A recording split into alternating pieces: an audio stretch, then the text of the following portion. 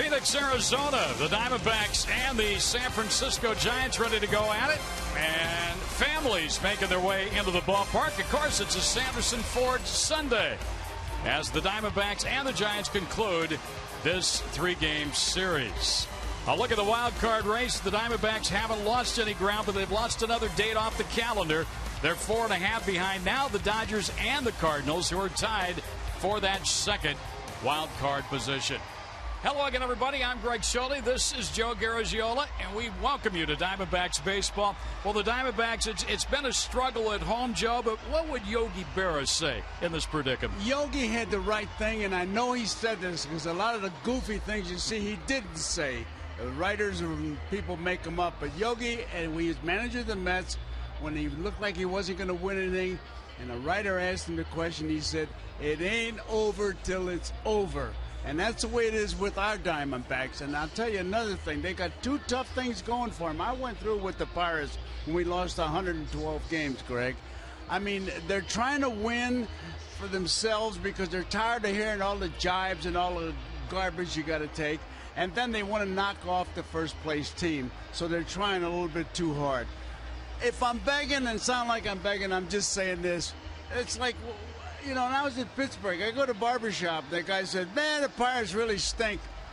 I said, "You ever look at the haircut you give me?" I mean, come on. You know, let's back them. And they're trying. They're battling. You know by the record itself. It ain't over till it's over, as Yogi right. would say. We've got baseball coming your way. The Diamondbacks chasing a home win. We'll see if they can get one against Ryan Vogelsong. Patrick Corbin on the mound for the Diamondbacks. Stay with us for a day of baseball here in Phoenix.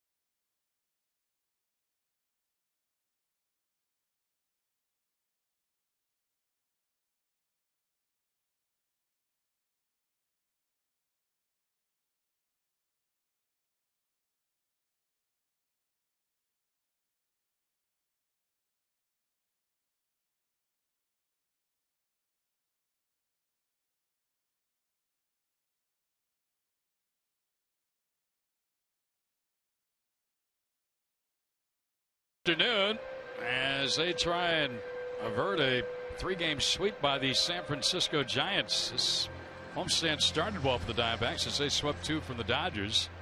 And now the Diamondbacks trying to beat San Francisco. Let's turn things over to our public address announcer, Chuck Drago. Move your hats. Please direct your attention to the field as we honor the United States of America and pay tribute to the men and women of our active duty armed services and our veterans. Presenting our colors, please welcome the Post 41 Color Guard.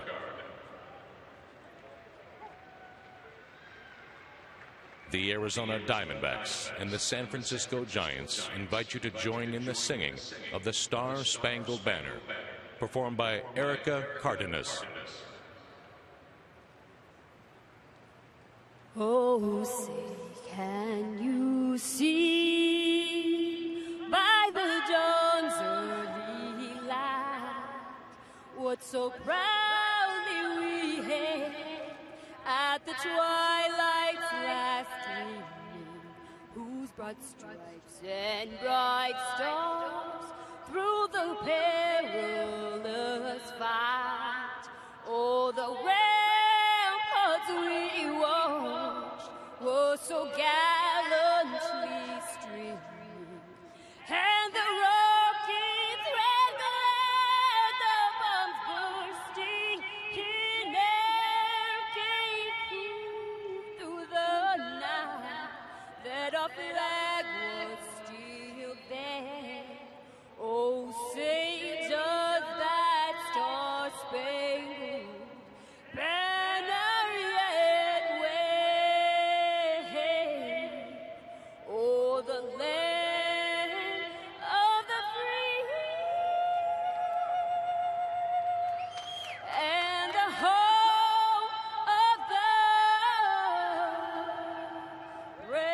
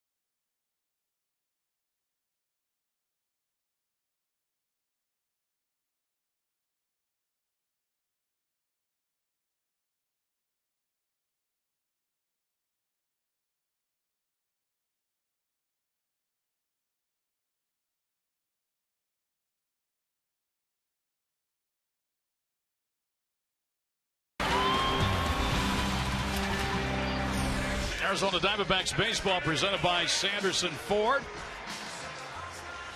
And a lot of kids out to watch baseball here this afternoon with mom, dad, maybe aunt and uncle, maybe grandma and grandpa just having fun. It's always good to see kids out of the old ballpark. Bruce Bochy in his 6th season as the manager of the San Francisco Giants. Hard to believe it's already season number 6 for Boch.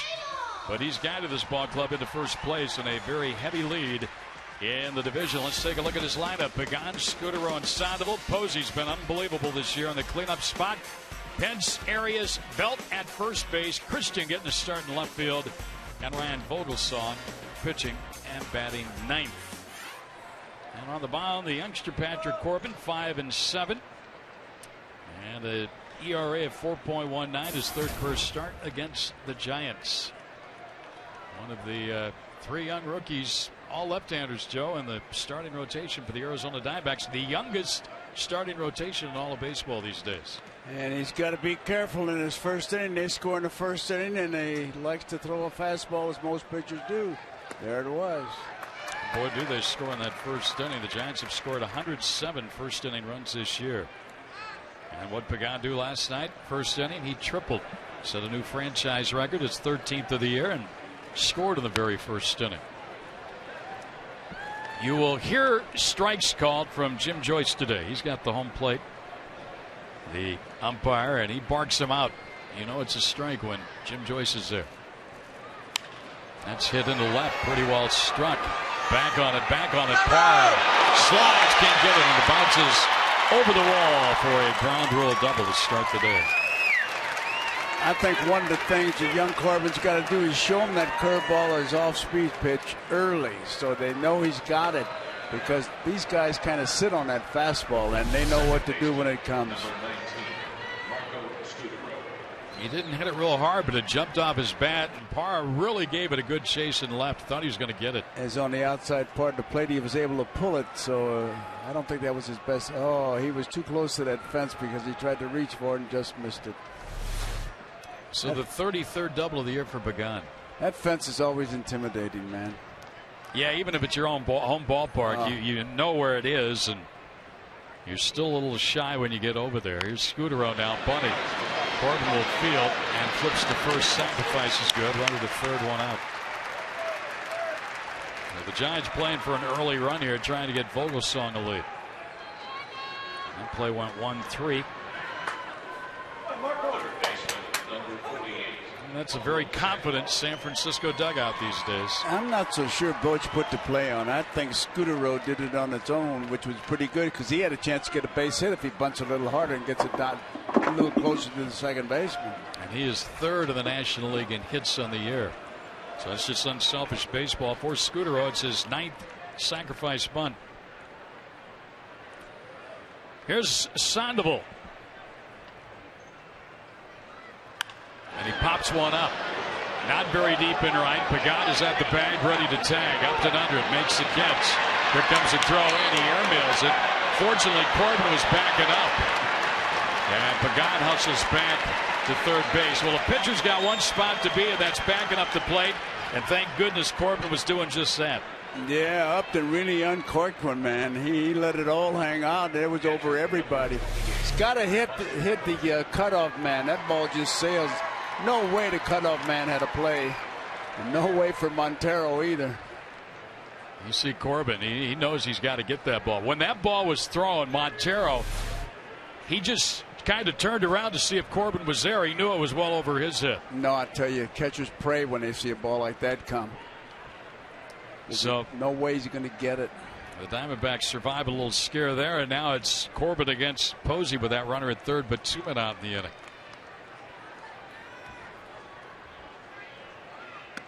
And a strike is called. Boy, this guy's been terrific this year. He's had an MVP year. Since the All-Star break, he's hit .390 with a .464 on-base percentage. It's almost getting on base 5 out of every 10 times up, 10 out of every 20. And that's unheard of. And he's got a little bit of an ankle problem, and so when he wants to rest him, Bochy plays him at first base. They'll find a place for you if you got a good bat. He will be in that lineup. Oh, will he ever? He has caught now 2 games of the 3-game series. And a base hit up the middle, and the run is in. That's just what he's been doing. And that's nothing new for Buster Posey and the Giants. They get a lead and they score a run in the first inning here today.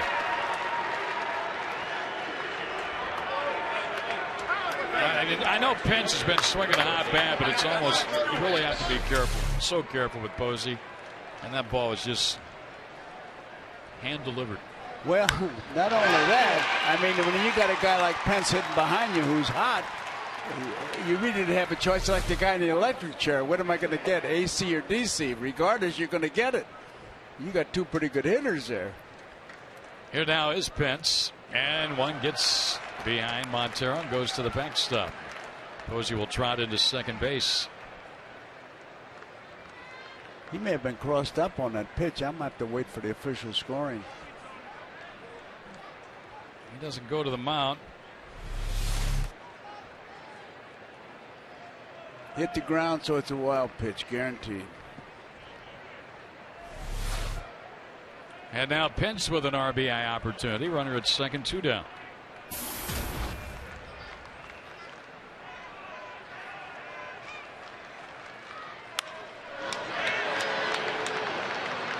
Eaton in center should handle it. He does. Giants get a run on 2 hits. They'll leave a man. And Ryan Vogelsong, who's really been struggling, will get the ball for the Giants with a lead.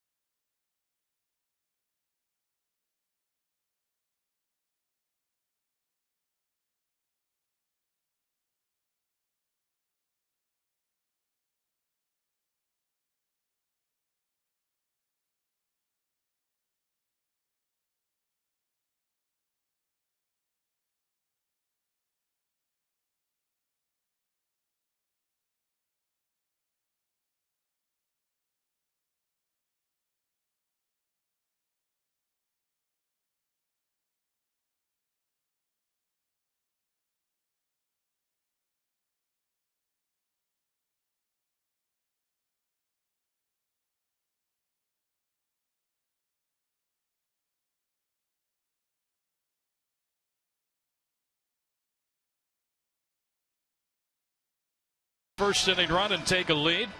And the Diamondbacks open to catch the Giants in the first. Kurt Gibson, let's take a look at his Mazda starting lineup here today. Adam Eaton leading it off. Then it's Aaron Hill, Justin Upton in the 3 spot. Miguel Montero batting cleanup, followed by Paul Goldschmidt, Ryan Wheeler. Cody Ransom has started short today. Gerardo Parra batting 8th, and Patrick Corbin pitching and batting 9th. Ryan Vogelsong going to get the ball for the Giants. Joe, he was really good through mid-August, and his last 4 starts, he has really scuffled. He has really scuffled. Looked like he was going to win the Cy Young the way he got going. But I tell you, these Giants scoring that first run, it was like a blueprint run. You know, guy hits a double, bunts him over to third, 2 outs, base hit by their number 4 hitter. Vogelsong.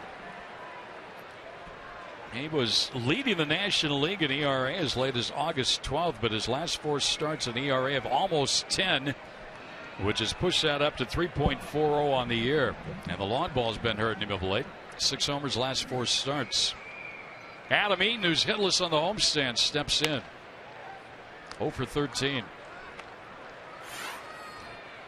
There you see the comparisons. 2.27 and a differential of 7 there on that ERA. And look at the batting average. The Diamondbacks need to do something here today to get this losing streak at home gone. They've lost 2 straight after winning a couple of 1-run ball games against the Dodgers. Diamondbacks, for whatever reason, are just having a tough time scoring runs here in a hitter-friendly ballpark. Chase Field. You're trying too hard for one thing, because you always want to beat that first place club, and then when they come in and you're on a streak like the Diamondbacks are on, the other ball club, they feel in their mind like, oh, we're going to win this game, we're going to sweep them, we're going to do this, we're going to do that, and that just adds pressure. Eaton in the hole, 1-2 here. And the off speed has popped up, foul, and that is back and over the screen and out of play. Greg, I talk about that 112 year where we lost all those games. The Dodgers would come in and they say jokes like, hey, you know how we pick our starting pitcher against you guys? Hermansky especially, he always got to me. I said, how? He said, we let the pitchers fight and whoever wins gets the pitch against you. That hurts, man, when you get jabs all over the place. You just got to keep pecking through it. You got to. And Eaton takes way outside. Eaton debuted against the Giants in San Francisco and had a couple of good games against them, but he's hitless in this series. His average now is dipped down to 263. He's had 38 major league at bats, and he hits this one foul. He's one of those guys that's got to get on first base. Hook or crook, he's got to make it, and you can't steal first base, so he's got to punch that ball around, because with his speed, it's no good if he's going to swing for the fences. He has 10 hits and 5 walks since debuting. 5 infield hits. And a shot back up the middle, and that's a good start to the day. And what that does also, Vogelsong knows he's been struggling, and maybe he's thinking right now, oh, here I go again. And they've got to worry about the speed, because he just hit that right up the middle, and if he does that, he's going to be around a long time. A lot of room there. He's one of those guys you could say he can take a base on balls and turn it into a triple, and in the outfield he can take what looks like a triple and turn it into an out. Now the batter will be Aaron Hill, so immediately the Diamondbacks get the tying run on base. See that batting average of Hill just a tick under 300 for the year. He's had quite a season. Vogelsong will run it in on him and miss ball 1. Vogelsong and Hill.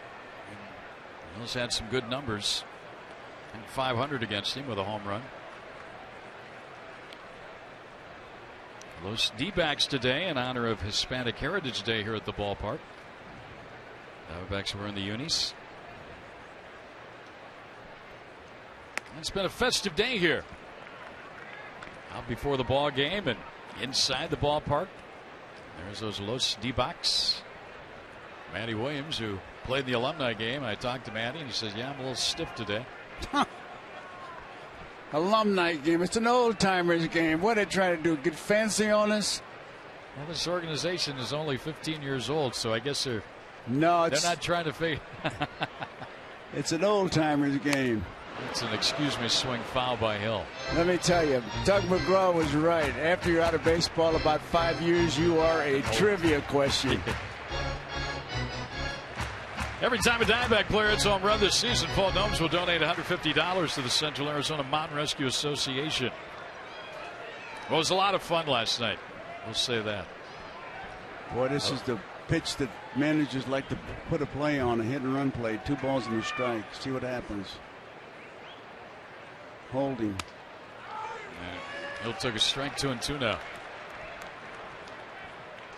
Somehow, some way, the Diamondbacks need a big crooked number in this game today. That guy's been getting on base a ton. Talking about Montero, he's back in cleanup today behind Upton, who's waiting on deck. Eaton started this inning with a hit. He'll try to move him up. And he takes slow. I'm guessing he's running here on 3-2, Joe. Oh, I would too. Bet the house on it. Fortunately, last night the Diamondbacks had a couple of guys caught stealing. Goldschmidt was caught stealing, preceding a home run by Upton, and then Montero led off the 9th inning with a hit, and Tyler Graham, pinch running, was thrown out as a tying run in the 9th inning. Eaton is going. The pitch is a strike. The throw down, and it is in time. A double play. And the Diamondbacks base running woes continue. Another caught stealing. And another throw out for Posey. He threw it to the right side of the bag. I don't know if he got it on a short hop or not. Right there, had no chance. If he throws it to the shortstop side, he's safe. But that's the difference between the major leaguer and a non-major leaguer. Now you see the swipe tag by Scudero. So 2 outs, nobody on. Here's Upton. Diamondbacks have just been caught stealing way too many times this year. Not a good percentage at all.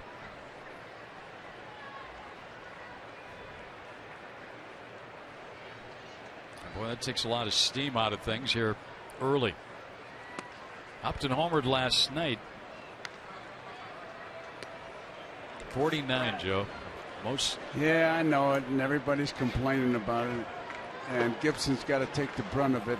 But hey, if he makes it, you're in pretty good shape. I know if. But that's all after the fact. What do they call if? The biggest little word in the dictionary? Oh. 3-0 count on Upton. You had to start him. You got a guy with great speed at first base. Well, two things went wrong. Number one, it's a called third strike, so your hitter's taking a strike. And then Posey just makes a good throw and gets eaten. It's also a right-hand hitter. You see him easily, the runner. Upton hits a fly ball into left field. Coming on is Christian. And that's it. No runs, a leadoff hit. Man caught stealing as part of a double play. Nobody left after one. 1-0 Giants.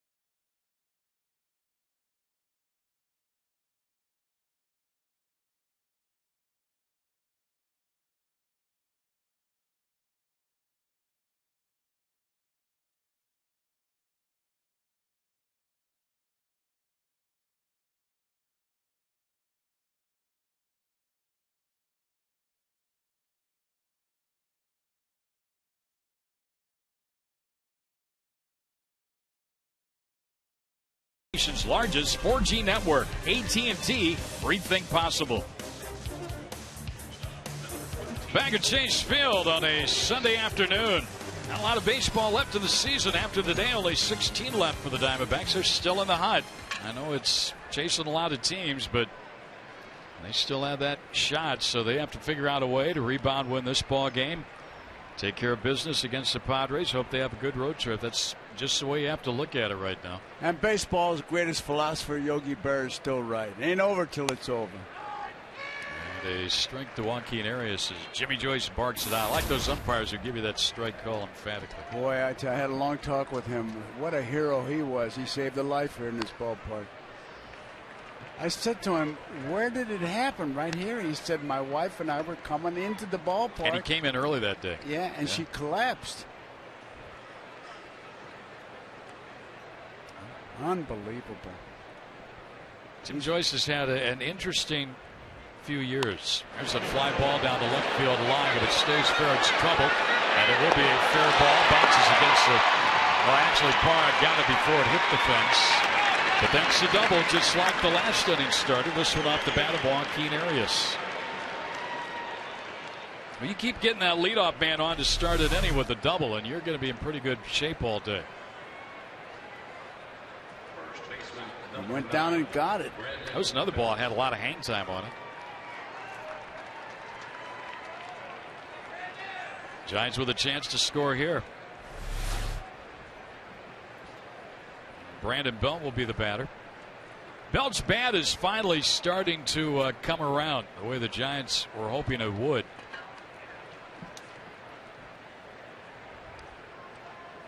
Since July 27th, he's hit .336, which is the 5th highest batting average in the National League. And he's a left-hander in there against a lefty today, with Posey back behind the plate.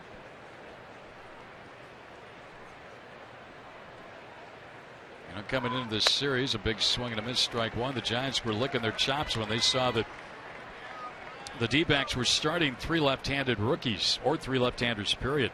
Look at that mark against them. 33-15 against southpaws. Best in the majors.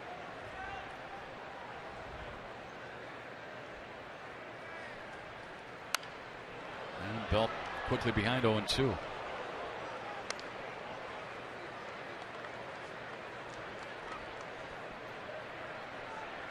Go ahead. I was going to say it's going to be interesting, Greg, to see if he goes with that high fastball that he threw on the first pitch and got the quick swing and strike.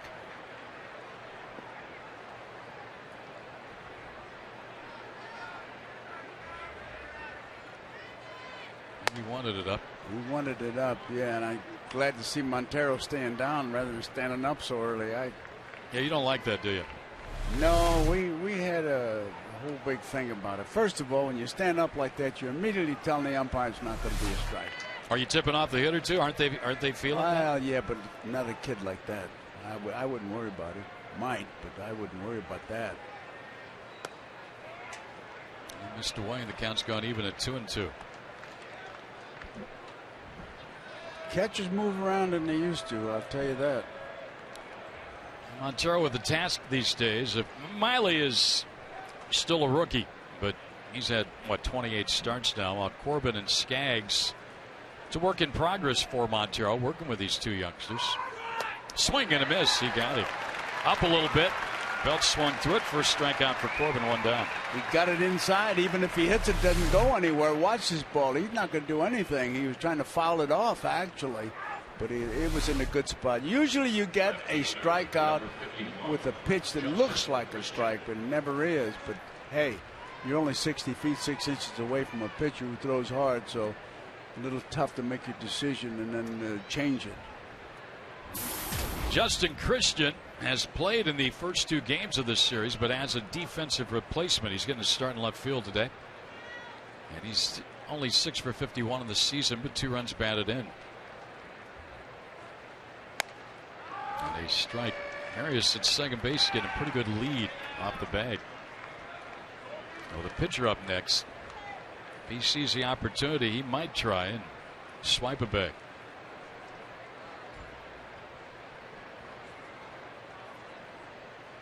Hill now trying to keep him a little closer. Ground ball to short. The runner will go to third base, and Ransom made the right play. Took the runner ahead of him. He got the man at first. Arias slides into third, where he will be with 2 men out.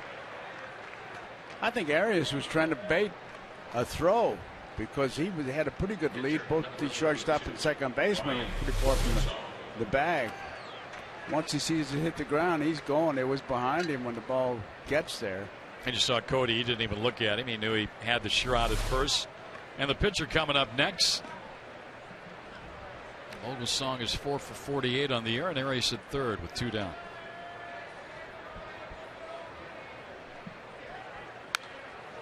That took a pretty good rip at him. I'm telling you, I have to second guess that. I mean, throw him a curveball. Pitchers don't usually see curveballs. They look at it as a foreign object. 28 strikeouts and 48 at-bats for Vogelsong.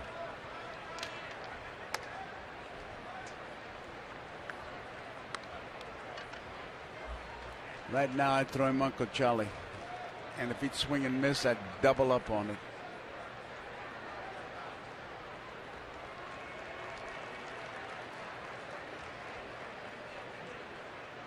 There it was. I come back with it right again. 1-2 count. Pitchers, when they see a curveball, get very religious. They genuflect as it goes by. Oh, he wants the fastball. See, there you go. So now he runs it to 2-2. You got to bear down on him, man. You got the guy on third base. You don't want to give him another run. And that's strike 3 call, and that's it. So Corbin fans 2 in the inning. He pitches around a leadoff double. Giants leave a man, and they still lead at 1-0.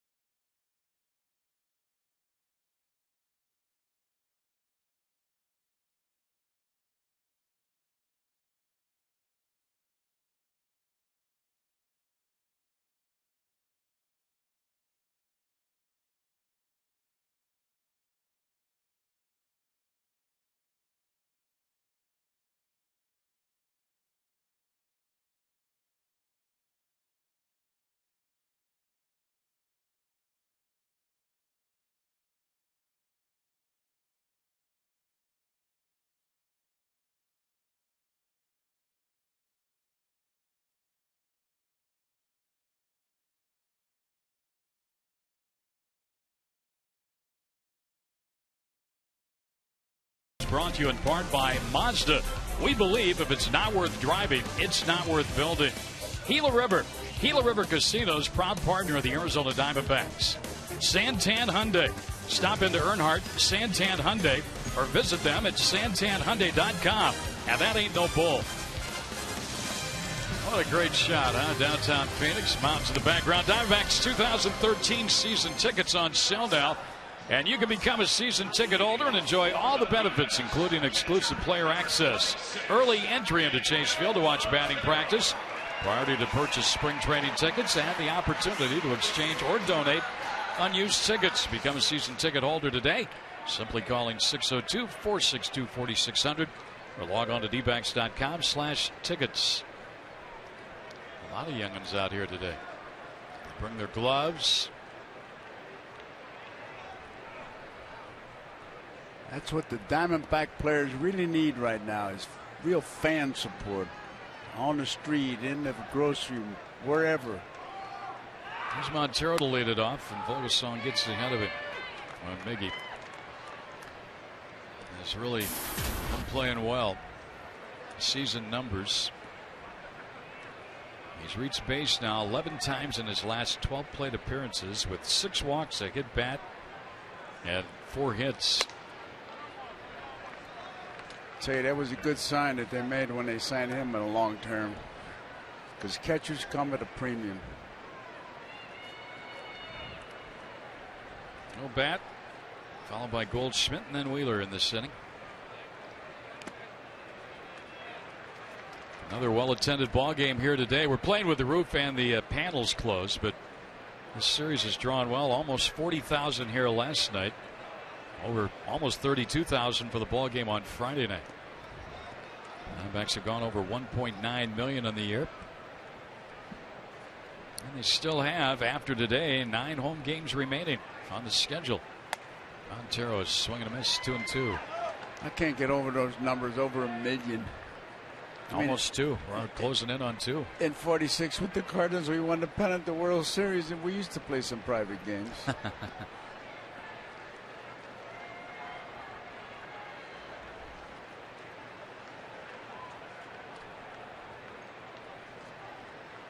There's a foul back. Let's get to our Nissan text poll today. We're talking about the alumni. We had almost 40,000 here, and most stuck around for the alumni game. Should it be an annual event? A yes, B no. Oh, man, I wish I could be sure who'd be president with that. Should it be yes or no? How about the wrestling? Should that be a yes or no? That's the question. 2-2 pitch, and Montero takes low ball 3. Well, it was fun last night. There they are. Very popular. Look at there. What do they call that guy? Luba Luba? The luchador. Lucha Libre. What does that mean? Well, we see a lot of them here at the ballpark each and every night. All decked out. Here's 3-2 pitch to Montero, and he walks again. The walks just keep climbing. That's 68 now in the year for Miggy. This was earlier today on Hispanic Heritage Day here at the ballpark. That's not you, right, Joe? You were in here with me. I can verify that. There was I had trouble getting in the ballpark. Got a good crowd. Great crowd out there. You know, I'm an old wrestling announcer, too. Back in St. Louis, right? Oh, yeah. Whoa. How about that? Got a pin.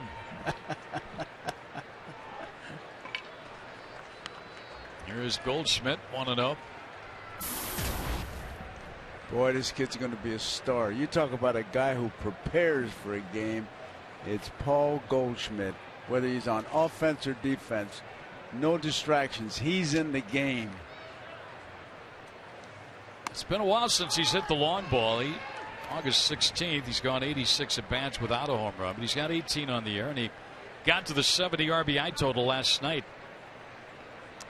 He makes some great pitches on him, like that last one outside corner. I mean, that's a Hall of Fame pitch. You throw it there all the time, you'd be on the express plane to Cooperstown. Ooh, that one just missed. Looked like Posey was ready to throw it back to the pitcher and then hesitated, thinking he had a strike instead of a ball. 2-1 count.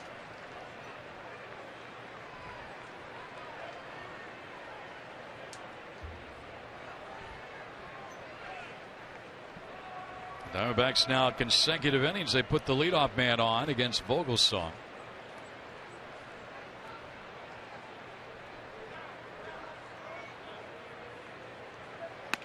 That's a fastball strike.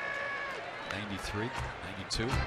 Boy, with that one shot we had on just a minute ago, you could see how Goldschmidt hits the ball all over the ballpark because they are playing him so straight away. You could take a rope from the center field, look at that, and go right straight down. Look at that.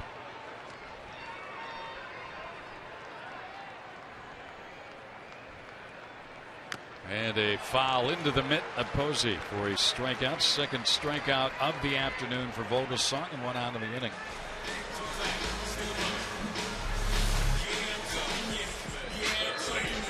Well, now is not the time to be struggling at home this late in the season. With, unfortunately for the D-backs, that's what they found. For whatever reason, just really having problems scoring runs here. Here's Wheeler. Going to start at third base today. Chris Johnson started last night's ball game, wore the collar with 3 strikeouts. So Wheeler against the right-hander here. Ooh, right down the middle. That's what we're talking about, Joe. Last time, look at the runs per game. 2. Starters' ERA is close to 5. They're in a funk, all right. No doubt about it. And 0-2 the count on Wheeler. And when you have a first place team in here like the Giants playing with that boatload of confidence, it just makes it tougher. They've been in every game, but they're not in it when it's over. Wheeler, a pop foul out of play. It seems like when you're struggling, your opponent jumps on top of you first. They get the lead. As a hitter, you're always in the hole 0-2. You get your pitch, you foul it off. Yeah, it just can go on and on. You got to grind through it, make things happen. Even when they've started runners trying to make things happen, they'll get a caught stealing or somebody will line into a double play. And Wheeler strikes out. He was overmatched on that pitch from Vogelsong, who now has struck out his 3rd of the day. You know, DeRoche used to always say something like, I remember him because I admired him so much. He'd say, you keep telling yourself you don't. Well, you don't. Tell yourself you do, and you do. Right now it's the don'ts for the D-backs. They got to turn it over to the Days. That's right. Here's Cody Ransom with 2 outs. Cody back with the Diamondbacks. He's had 1 start since the Diamondbacks got him off the roster of the Brewers, who had claimed him off the Diamondbacks roster earlier. Cody a check swing, and that's a strike. Boy, I just marvel at these catchers with these gloves that they got. One-handed, they're almost like bullfighters. Just snap at it like. It's about 2 sizes larger than the glove you used to use. Right? Oh, you kidding? The one I had was drawn up by a committee in Washington. Swing and a miss. I'm going to bring it. Okay. I got it. You won't believe. I'm going to bring 2 of them. One of them that I used later on, but I had a glove. Look at that glove. I mean, it's like a first baseman's mitt. You could trap 2 or 3 people in that glove. Probably sleep 4 in it.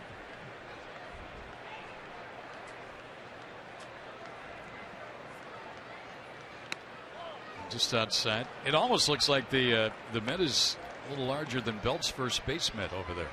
It probably is. That's why they can catch one-handed. You cannot bend a glove that I use one-handed unless you were Jack LaLanne, and you'd have to bring him back. Look at it. Look at that thing. And they got 4 or 5 of them in their lockers.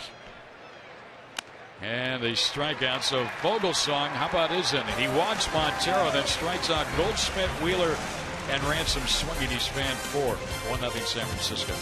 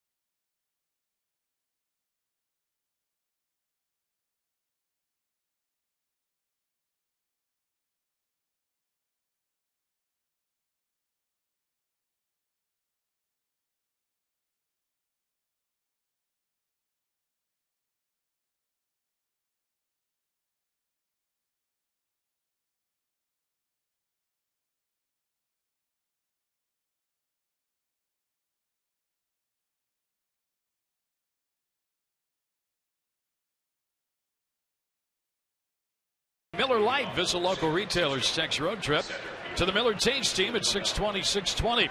That's for your chance to win one of 3 interdivision rival flyaway trips this summer. Back to work goes Patrick Corbin. Task at hand, keeping the Giants at that 1 run. And he will face the top of the order, Angel Pagan, who doubled to start the ball game and scored the Giants' run. Driven in on a 2-out hit by Posey. Corbin 26 pitches thrown, of which 18 have been strikes in this ball game. But he has allowed 3 hits and the run. There's a base hit to left field. Pagan's 2 for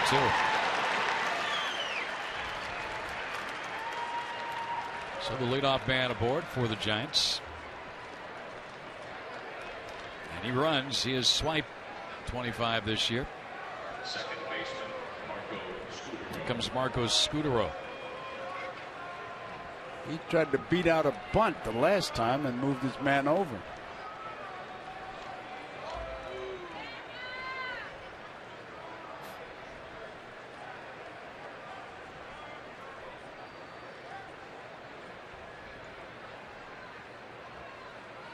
Ground ball back to the mound. Corbin's got it. Throws to second for one, and then on to first, and that's a double play. Nicely turned.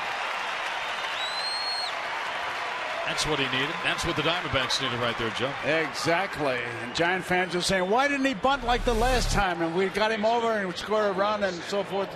You can't do it, man. Baseball is not an easy game. He gave Ransom a nice toss, and Cody with the relay throw to first to get Scooter out. 1-6-3 on the double play. 2 outs, nobody on for Sandoval.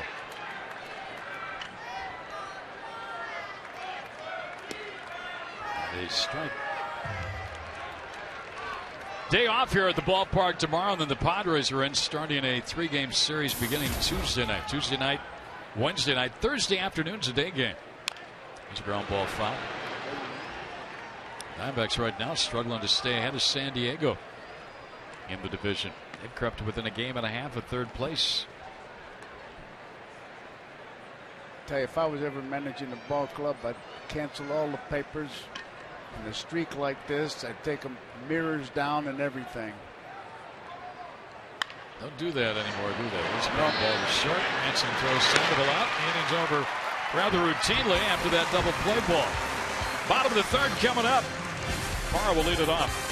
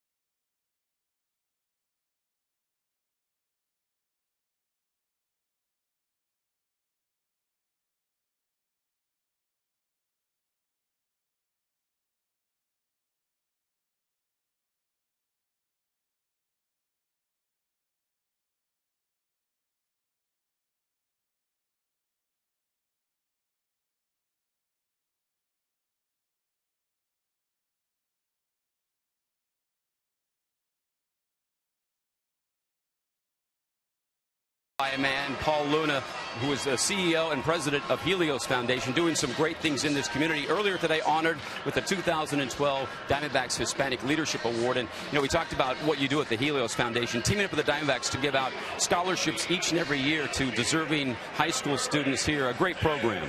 It really is. In partnership with the Arizona College Scholarship Foundation, the Diamondbacks Foundation and Helios have been able to partner, and this year we were able to provide students with scholarship support to help them to get to school, but in addition with some of the surrounding services that they need to help make sure that they're not only there getting what they need, but that they're prepared to graduate from college, which is really what's most important. And the really great thing about that, the D-backs obviously pitching in, but also some of the players put some of their own money in, and they were actively involved in the process of selecting who gets the scholarship. Oh, without a doubt. And I think that's what makes it really nice, is when the players take an active interest, it brings a little more profile, a little more awareness to these types of things. And then it puts the focus on the students, because some of these students have incredible stories. They have some challenging backgrounds, they've overcome some difficulties, but they're ready to engage in this college experience, and we know that they're going to do great things once they graduate from college. You got the award earlier. You also got the thrill of throwing out the first pitch, and nice form. Thank you. I think I need some ice for my shoulder, though. It's probably the first time I've thrown a ball in a while, but yeah, it's terrifying actually to be out there and having to throw the ball. But it was a nice honor. The Diamondbacks are really gracious in recognizing the Hispanic community and celebrating our culture, and to be recognized this year as a community leader is something that's very special to me.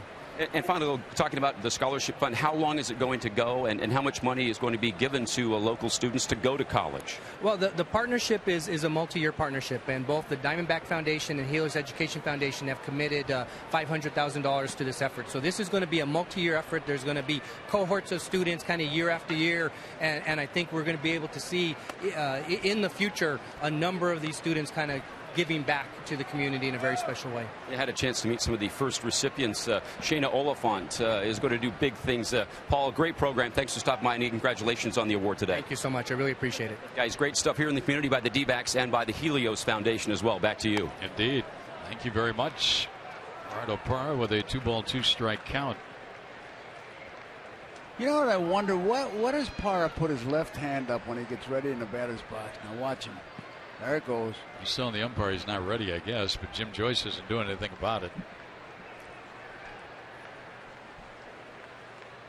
And a foul back. You guys think he's just asking for time, right? What do you think he's doing? Watch how fast he does it. Just a habit? And just watch it. It's what it is. It's a ritual, like Sandoval. Sandoval almost does a dance. Watch.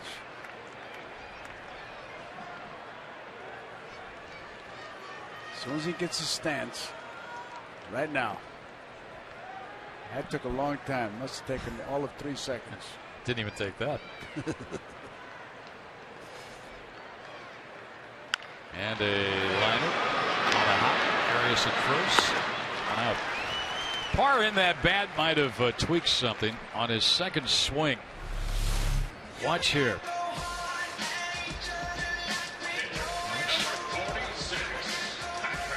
And you saw him kind of grimace and then bend over. Jim Joyce, home plate umpire, came out, saw that, and took his little duster out, and dusted the plate area, and gave Parra a little time. You see him kind of stretching it out there. Umpires do that all the time. If a player shows any kind of pain, they'll go out and give him more time. Well, he's visiting with Ken Crenshaw, Diamondback head trainer. And it's been frustrating right now for Parra. He's seen Adam Eaton come up, and Eaton's getting the bulk of the playing time in center field because of the injury to Chris Young, and Parra's playing time has been cut into a little bit, and he just has to grind through it here. But he definitely tweaks something. Says he's okay, and we'll find out as this game progresses. That was really a defensive swing that he took. I mean, that ball was almost past him, and he put the bat on. I think he was hoping he'd foul it off and get another shot at it, but it stayed fair right to the shortstop. But I tell you, if something tweaked, you better tell somebody. No place for heroes is the field. Patrick Corbin's got 2 hits on the year. He's run the count to 2-1 against Ryan Vogelsong. Vogelsong has struck out 4. He's walked a man, given up 1 hit. And pitching much better than he has in his previous 4 starts. 2-2 now. Yo Montero over checking on Parra, kind of putting that elbow into that back area. Trying to loosen it up. He's still got some grimacing going on. Strike 3 call. 5th strikeout for Vogelsong. Let's take a look at our high-speed pitch brought to you by CenturyLink. What kind of speeds we're getting up there today? 94, 93.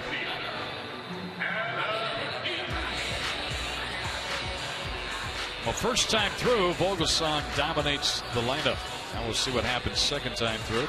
The one guy who did get a hit against him was the batter right now, Adam Eaton. Boy, third baseman Sandoval is way in on the grass as he's been all game since it started. He's going to protect against the bunt. And Eaton drops a bunt foul up the third base line. That's pretty good acting by Eaton. Like he was fixing his bat and he's going to catch him off, but he was ready.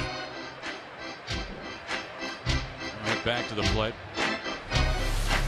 Look at where he was. He's way up there. Not only is he up, you saw where Scudero was playing as the second baseman. He's not back normal position. He's playing up just in case Eaton bunts one past the pitcher. I mean, normally he'd be back a ways. The only guy that's deep is Arias, the shortstop. That's what speed does, especially early in a count. 0-2 count here. Speed never has a slump. Never. You got speed, you upset everybody. The infield's got a new position that they'll go when the guys can run. Whitey Herzog built his Cardinals ball club around speed. Kansas City ball club also, but he had 4 or 5 guys who could run, and then he had one guy in the middle of the order who could drive them in. And they just run around the bases. And hey, it was a still track 300 meet. games. It was a track meet when they got on base. Tommy Herr, who was a kind of a Punch and Judy type hitter, was the number 3 hitter in that order. Hey, behind Coleman and McGee. A double was a long ball with that lineup. 0-2 count here on Adam Eaton. And a foul back. The stolen base, I'm not going to say it's absent from the game, but it's not near as big a piece of the game as it used to be.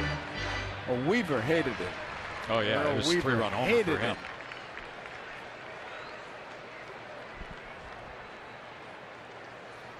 First year Tony Womack played for the Diamondbacks in 1999. He swiped 72 bases.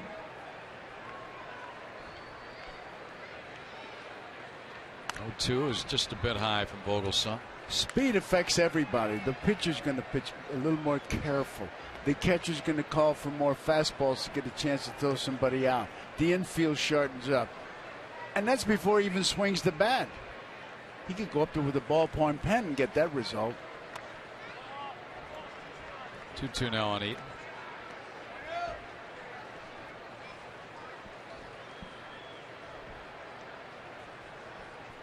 It's funny, 2 of the top base stealers in this ball game.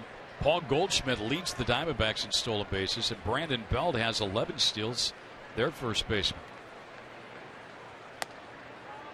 And that's supposed to be the power position, first and third. Goldschmidt leads the Diamondbacks, and only Pagan in the Giants lineup has more steals than Brandon Belt. Pagan has swiped 25. 3-2 pitch. And he walked him, ball 4 up high. So it ended up being a good at bat for Eaton, who fell behind 0-2 and ends up walking for the 6th time. And that was borderline right there. I think he was fooled, but it didn't cost him. Might even been a strike. Now, Eaton's been on twice in this one.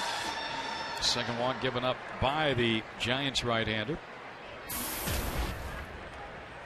Hill took a called third strike in the first inning on a 3-2 pitch, and Eaton was running and he was caught stealing. So it ended up being a strikeout throw him out double play.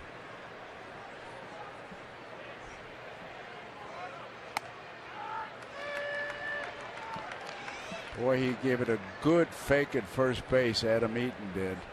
You know he's got the green light if he wants to go. I just hope with all these guys getting thrown out, he didn't get a little gun shy. He's got a good lead.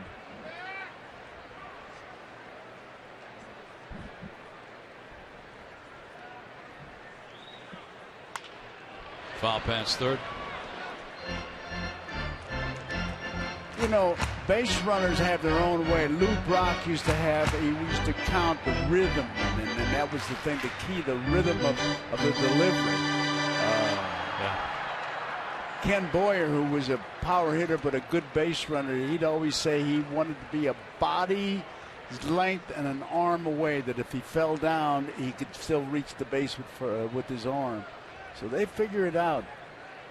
And the great base stealers over time will tell you that third base was easier to steal than second base. Well, pitchers hardly look at him. You got to remind them, hey, there's a guy on second. Oh, really? When did he get there? About 2 minutes ago, Charlie. Well, there was always a good chance that after that base stealer stole second, he was going on the first pitch to third.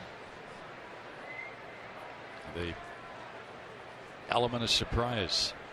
Well, he was shaking them off, but I think one of the ways you stop a base runner is holding that ball and taking the spring out of its legs.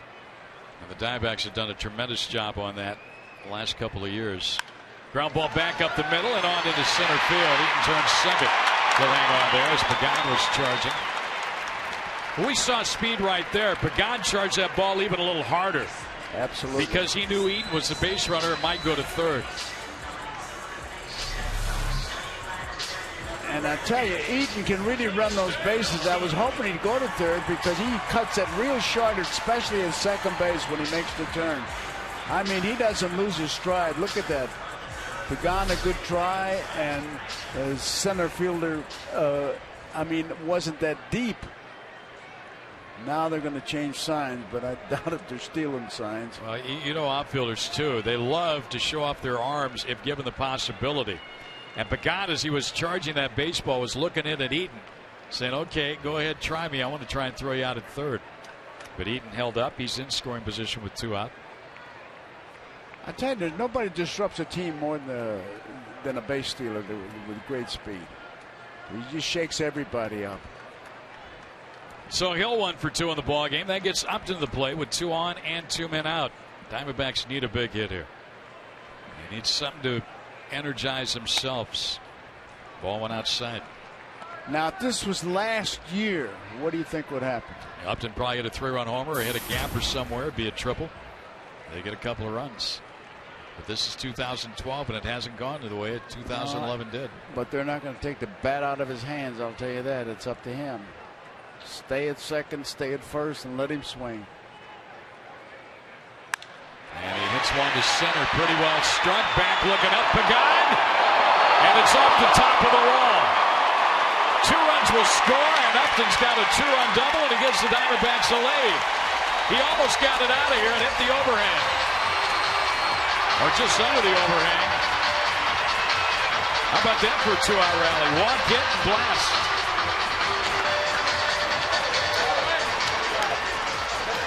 That's just what the old doctor ordered right there.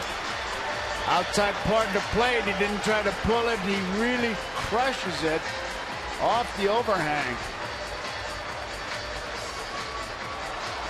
He didn't miss by much, did he? Getting that one out of here. No, he didn't miss by much. So Justin Upton, with that 2-run double, gets himself over 60 RBIs on the year, now is 61. Now the Diamondbacks have got the lead for the first time here, 2-1. And this, the first time they have led in this series over the Giants. And they've been pitching around Montero with nobody on base, and now first base is open. I doubt if he gets a good room service fastball to hit. I'm sure that was what Dave Righetti was out saying. Listen, we got a hot hitter, a guy who's getting on base all the time. And then you got Goldschmidt, who's been struggling in the on-deck circle next.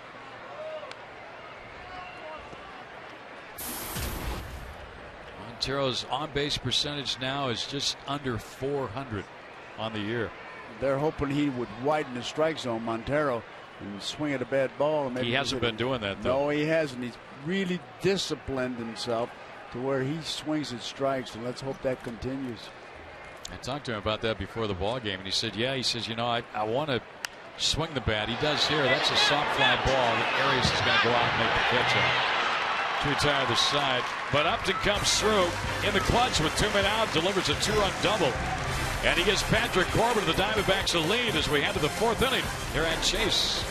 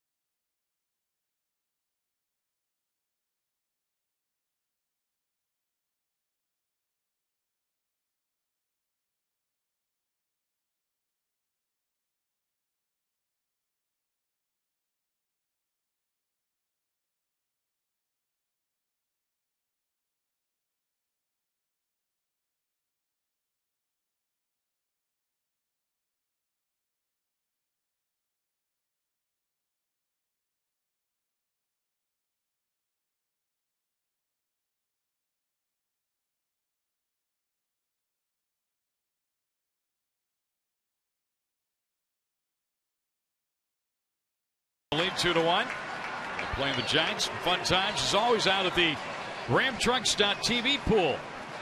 Crowd out there today. It's always packed out there. Each and every game sold out of the pool. I tell you, today's a real fun day here at the ballpark. I mean, with baseball, the pool, Lots of energy here. wrestling, lucha libres, and I found out what that means. Are you going to enlighten us? Yes, I am. Got a note saying it means free wrestling, fighting, lucha libre. Okay. Well, they had a lot of that on the plaza before the ball game. Yeah. Now They're still decked out. And those guys in the back row are probably fighting, but Now, you know, they flip those masks inside out to make them rally masks if the Diamondbacks aren't leading. They did that last night. Unfortunately, it didn't work. But hopefully we won't need rally masks or rally caps today, right? Just hold the lead, keep it. Keep Corbin pitching and throwing strikes. He gets a strike in on Buster Posey, 3-1. Posey drove in the Giants' run with a first inning single with 2 men out. Here's the pitch he's got to be careful with. He walked him ball 4, so a leadoff walk. So Posey's on. Let's see how Joe does on our AT&T trivia question today. I'm bad. Who were the last 3 catchers to be named MVP? I know one that wasn't. That would have been you, would have it? Everybody in TV land saying, I know who that guy was. Big ball-headed guy. Well, this one's for you today to think about as Pence shoots 1 foul. The last 3 catchers to be named MVP. Well, I got to give my man Yogi a little plug, even if he wasn't the last among that group, because he was always winning awards. Johnny Bench, no. Go ahead, keep guessing. This one's on you today. Whoa, that's no good. And Pence hit by a pitch. He'll go to first, and Corbin immediately in trouble here with a walk and a hit batter to start the 4th inning. Just ran it in on him, and he couldn't get out of the way. No, there's nothing he could do. That guy's a grinder, too, that Pence. I hate to see that. A base off balls and a hit batsman. That's gift certificate. And a guy coming to the plate in Arias who is in the lineup because he hits left-handers well, and the first time up today he doubled.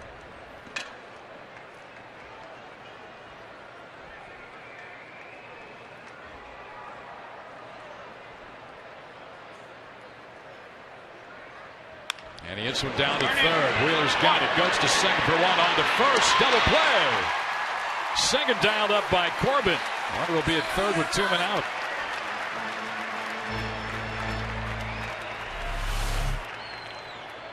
How about that confidence? A one-handed scoop. Hill, a great pivot. Wheeler makes a good play. Nice, good throw.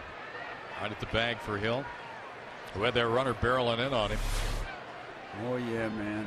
Try to get that bag between you and the runner for a little bit of protection, because they'll try to staple you right to the left field wall. 2 outs now. And here is Belt. And he pops it up, but it's going to get back behind the screen and out of play. Almost bounced all the way up to us up here.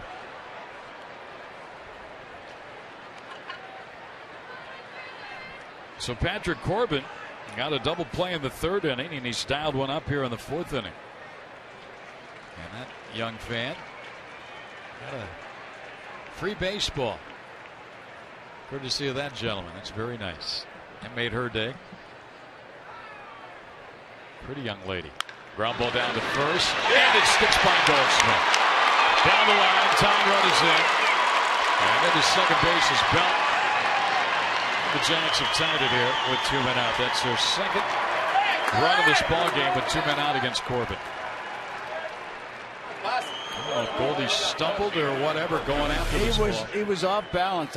You could tell that. Right there, you can see he just lost it. That's a tough play when it's that close to the line. He never even got the glove close to it. You're not going to see that too often, folks. That's one of those man bites dog stories. That ties it up. That ball was hit there. I thought, uh-oh, he's out of it. For Belt, his 53rd run batted in. Now he's in scoring position with 2 men out for Justin Christian.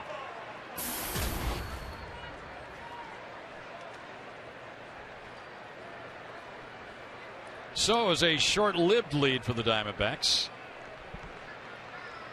Corbin now trying to keep it tied, and he gets a swing and a miss on the off-speed pitch. 0-2. They have a base open with Vogelsong, the pitcher, up next, but Christian on the year has only 6 hits in 52 at-bats. You got a good chance of getting him and then make that pitcher lead off. You really would have utopia then.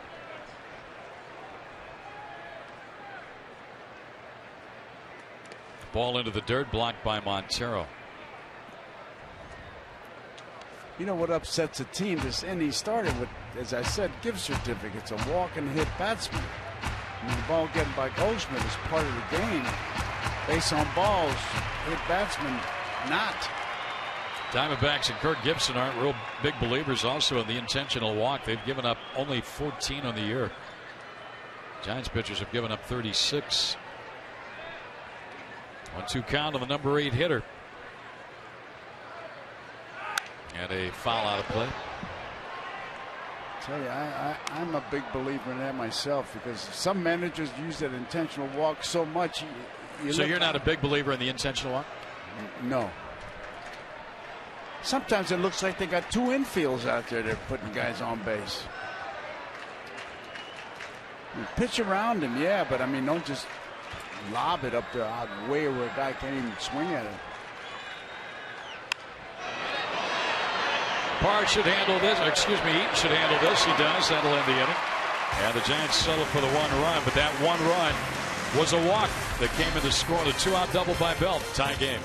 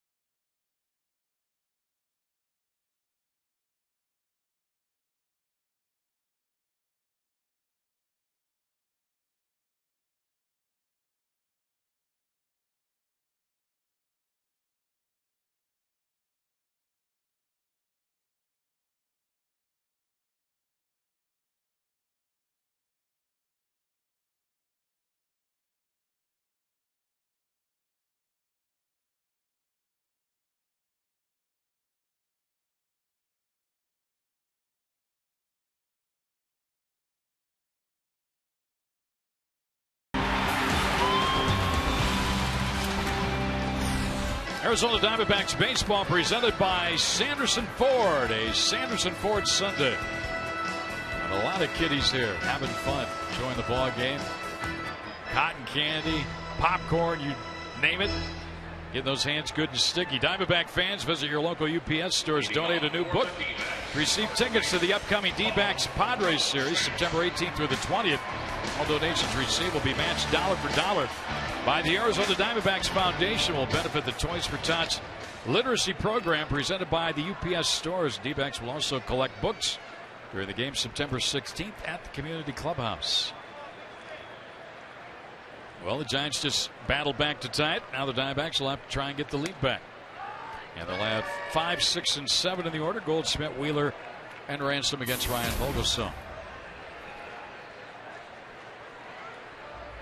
Goldschmidt struck out swinging. In fact, Vogelsong struck out this trio in the 2nd inning.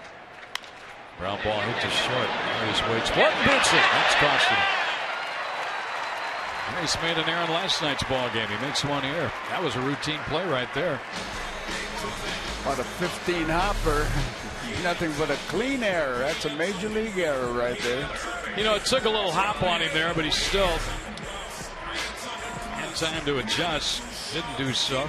You're very charitable, Chris. I know. You really are great. But it did take a little bit of a bad hop. But it's definitely an error. Santa Claus came early this year for that guy. The Giants, 101 errors this season. And that is fourth most in the National League. Diamondbacks have made the fewest. They're tied with the Braves. They've only made 79. Wheeler takes a strike. Wheeler may get 100 at bats before this season is over. He's at 83 since coming up from AAA Reno.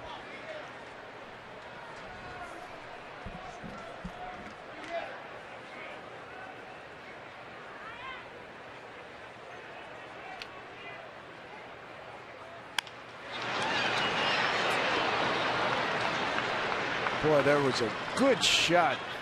Good work by the camera guys, Cracker Jack crew. You talk about a guy turning on the pitch fast. That was really something. Well, this is the best crew in all of baseball right here running our game. I tell you, to catch that one, it was so fast. I'm glad I was watching the monitor.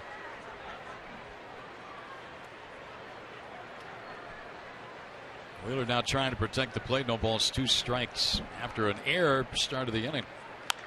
He fouls it out of play. Cardinals and Dodgers 2-2 in their ball game, 4th inning today in L.A. They started this day even for the final wild card spot. Remember, they trailing those two. Somebody will have that second wild card spot at the end of the day, and the other will be trailing. High to Wheeler. Posey just gives the target high, but when he gives his target, he's one of those silent movers. He just kind of sneaks over there. That second wild card spot, Joe, has really made it interesting. It's kept a lot of teams involved here late. You see the battle right there. Diamondbacks 4.5 back. They need a swing and a miss. He fooled him right there. Well, let's join our friends Oscar Soria, Miguel Quintana, and Richard Saenz. ESPN to support us here on Hispanic Heritage Day as Cody Ransom comes to the plate, guys. Como Wheeler, en una temporada muy especial. Están en ligas mayores, pero al mismo tiempo, Miguel, recordar que ganaron títulos en clase AAA, en clase AA en este año completo, se puede decir, para muchos peloteros que lo celebraron aquí en el equipo grande, los títulos de ligas menores. Pues 3 campeonatos en liga menor, ¿no? Viene a batear Corbin Ransom, corredor en primera base. El lanzamiento viene para la goma, por dentro y bajito el envío. La primera bola para Corbin Ransom. Vogelson llegando a 71 envíos, tiene corredor en primera. 2-2 el marcador. Parte baja del cuarto capítulo.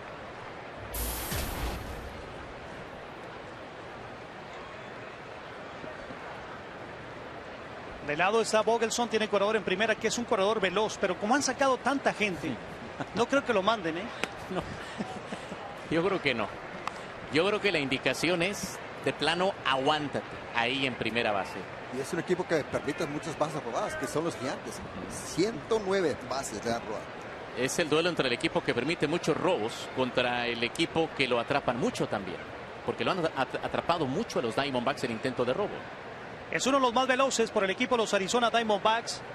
Paul Goldschmidt, pero lo mantienen en la inicial. Batacito de foul de Ransom. La cuenta de 2-0 ahora para Corbin Ransom. 2 bolas, 1 strike ahora. Pues siempre está el atractivo de si estás batallando para hacer carreras, porque ya llegaron a 12 juegos haciendo de 4 carreras para abajo. De tener que buscarle por todos los medios. Y la velocidad es un punto que se usa mucho, ¿no? No te vas a poner a esperar al gran cañonazo, pero cuando te están atrapando tanta gente como ha ocurrido con Arizona, es para pensarse. Pero también tienes que comenzar a pelota chicos. En la cuenta 2-1. Abierto el ofrecimiento y le damos las gracias, felicitamos a toda la comunidad también que nos sintoniza a través de la televisión. Hoy que se está celebrando el Día de la Herencia Hispana por 14 años consecutivos en el Chase Field. gracias a los amigos que nos ven y que nos escuchan a través del sistema de televisión por SAT. La cuenta de 3-1 para Cory Ransom, hay un out. De lado está Ryan Vogelson, bateando 214 milésimas con 10 cuadrangulares Ransom. Toma mucho tiempo Vogelson. Ahora sí presenta la esférica al derecho. El lanzamiento viene para la goma. Swing, abanica para el strike número 2. La cuenta de 3-2 para Cory Ransom. No se va, no se mueve la primera colchoneta Paul Goldschmidt. Y yo creo que aquí es la interrogante. ¿Se va a ir o no se va a ir? En la cuenta de 3-2, Richard, ¿qué te gusta que se vaya? Pues con la cuenta de 3-2 y lleva 16 bases robadas Goldschmidt también. Y lo han dominado 3 veces nomás. Como dices, cuando no hacen carreras tienes que buscar el bateo de la pelota chica. Pelota chica, agresivo. Otro lanzamiento más de Ryan Vogelson en la cuenta de 3-2.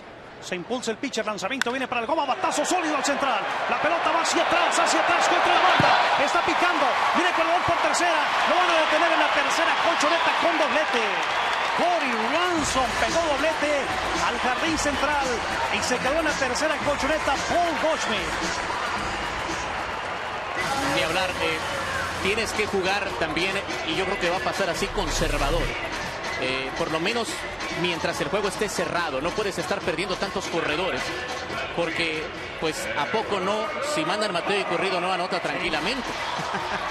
Pero insisto, están sacando tanta gente en las bases que se tuvo que aguantar aquí Arizona sin arrancar con Goldschmidt de la inicial, y ese batazo que tapó al jardinero central no se convirtió en carrera porque Goldschmidt no arrancó, porque insisto, están perdiendo mucha gente, ¿no? Le van a dar la base por bolas a Gerardo Parra, base por bolas intencional. Pero también Oscar tiene que jugar agresivo porque llega octavo bat Parra y luego atrás se para.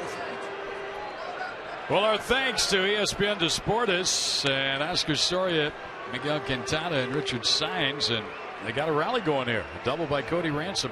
I do know that Richard in the middle, when he was talking, he was trying to talk the guys into takeout, but you know they were sticking with the ball game. So, oh, I tell you, that was great. We used to do that on Game of the Week. Yeah.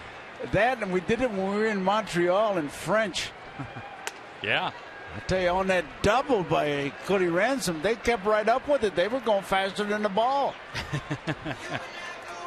Well, we see an intentional walk with the number 8 hitter, Gerardo Parra, much dangerous hitter than the Giants' number 8 hitter today.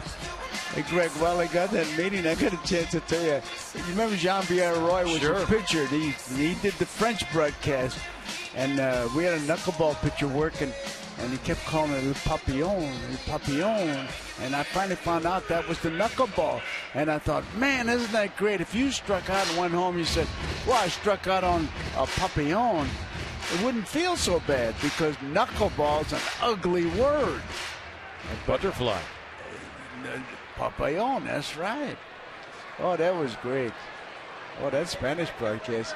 Buck Cannell used to do it for us. He was great writer for the Cuban paper and also a broadcaster. Well, that trio you just heard from, Oscar, Miguel, and Richard, a great trio. There's a foul out of play. And they've been going at it for a lot of years for the Diamondbacks, and just 3 super people. Oh, I tell you. Always enjoy being around them as often as we can. It's really great to hear them. Nice going, guys. Yeah, they got this rally going. I felt like I was learning Spanish. I heard Cory Ransom, a Goldschmidt. Well, I heard a lot of Goldschmidt. That's right. That was great. I heard a swing in there. Intentional.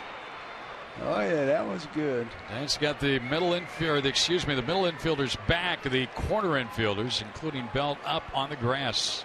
Well, Belt is really in close, man.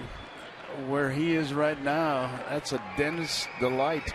They're thinking about maybe trying to squeeze this run in. Goldschmidt, a very good runner at third base. Ransom, decent speed at second, and Parr can run at first. Corbin takes it away. Corbin has not driven in a run since coming up to the big leagues. He does have 2 hits, 2 for 29.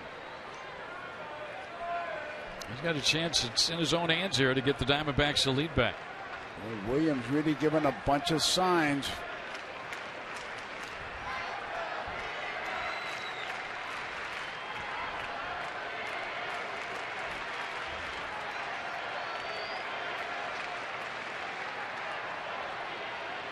Big swing and a miss. You know, when you see a third base coach go through all those signs and then walk over to the base runner, he's motioning to men on second. Watch the guy in the outfield. He's shallow, very shallow in left field. I tell you, there's a lot going on. A game you never see. Big responsibility coaching third. And a ground ball, base hit down the line. That might clear him. 2 runs are in. Here comes Parr around third. He's being waved home. He'll score. Look at Corbin going to third. He's got a triple. There's a hit they've been looking for, and it was by the pitcher. 5-2.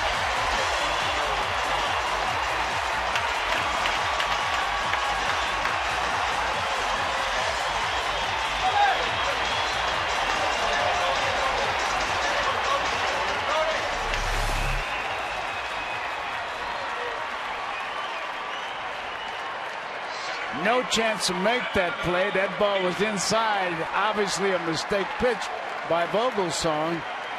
But I tell you, he hit it hard, and look at him slide head first in there. Whoa, you hate to see pitchers do that, but he's got his sliding gloves on. He had a triple in spring training. He hit a ball to the left center field gap. That's a rarity, man. First MLB RBI. And he got 3 of them. Boy, that pitch almost went to the backstop from Vogelsong. Joe, you had a few triples in your day. Yes, I did. I had 4, all key. They're all key hits. All key hits. Well, 5 on the board for the Diamondbacks here. That's a week's worth of runs. Oh, that was a big hit. I don't care who got it. Pitcher, coach, trainer. Adam Eaton now chance to drive in his first big league run. Keep it going. He takes the ball. Anytime the Diamondbacks score 6 or more, Taco Bell gives away 3 free tacos with the purchase of a large drink between 4 and 6 p.m. the following day at participating locations. Almost there, Joe. Almost there is right.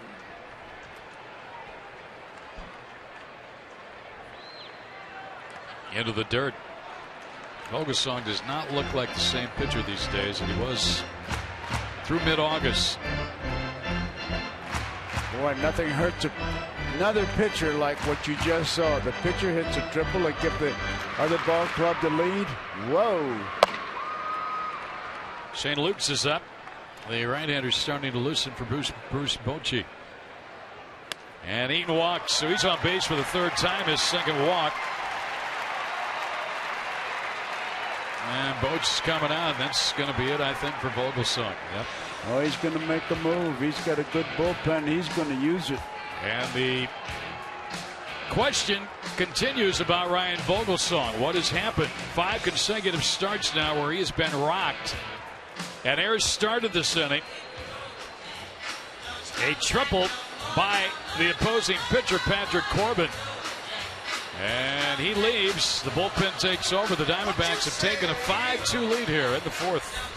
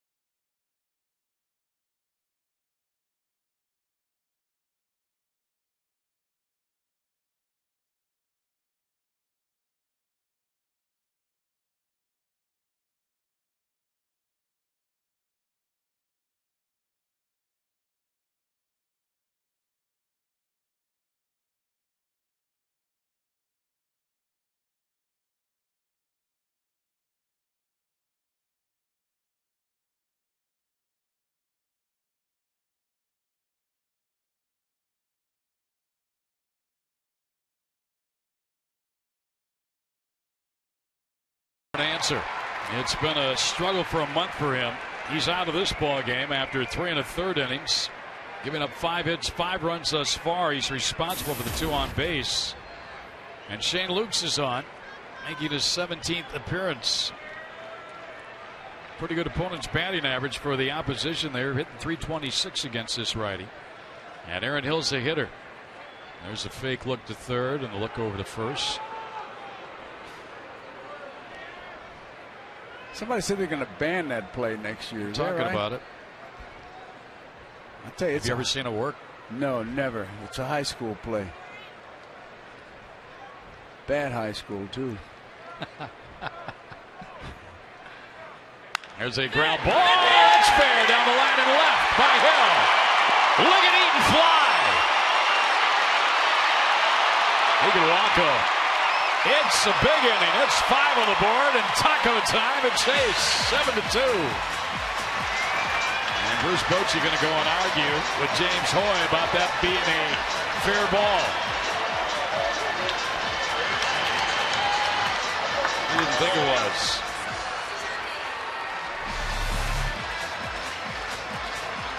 Nice fastball is now up. Good swing. Oh, he was right on top of it. No way. Right on the line. And over the bag is where it counts. That's right. It was over the bag.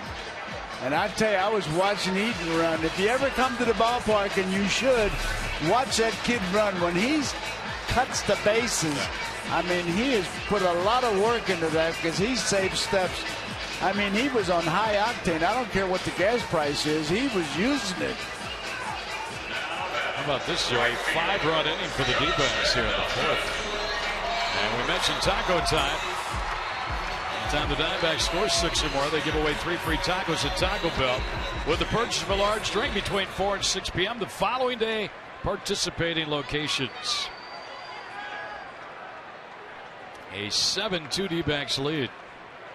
Here's Upton now, the 8th man to bat in the inning. And Justin got the Diamondbacks their first 2 runs with a booming double off the overhang in center field last time up. Hey, you wanted a crooked number, a big one. You got one, man. Back-to-back innings of them. Yeah. And you know what? The player got thrown out at second base on an attempt to steal. They'll forget about that.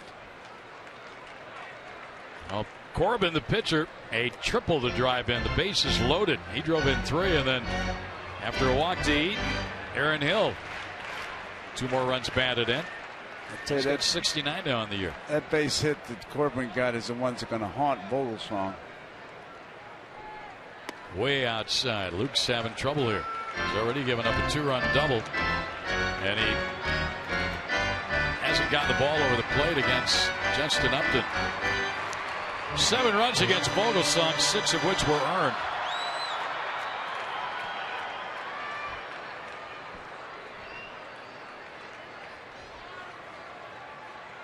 Here's a strike.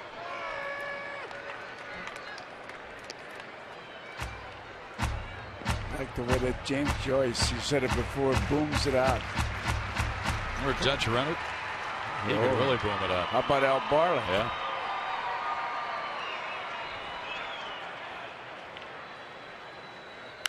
Upton a foul out of play. You know, when I was talking to the umpires, the wives came in. I couldn't help but say, who do you root for when you go to the ball game? Oh, we root for our husbands. I tell you, got to be proud of that fella, boy. That was the important thing. All the umpires. Don't spit. Lance Spirit, Jim Reynolds, James Hoy, the base umpires here today. And Upton went around. No, he did not. He held up, said first base umpire Lance Barrett. And he draws a walk. That was close to going. They said he held in time. The inning continues here with only 1 out. Brad Penny is Leuston. And Dave Rigetti will come up. Just Third wants walk of this inning. I was going to say, he just wants to slow him down a little bit and say, you got to throw strikes, man. We've given enough gift certificates. Play resumes here. Montero will be the batter with a chance to even add more in the sitting. Remember, this started with an error by the shortstop Arias. Ransom a booming double with one out. A walk to Parra loaded him up. And then Patrick Corbin cleared him with a 3-run triple. Eaton walked, and then a 2-run double by Hill. And now another walk, this one to Upton. And Montero's the 9th man to bat in the inning. Miggy's walk popped to short today.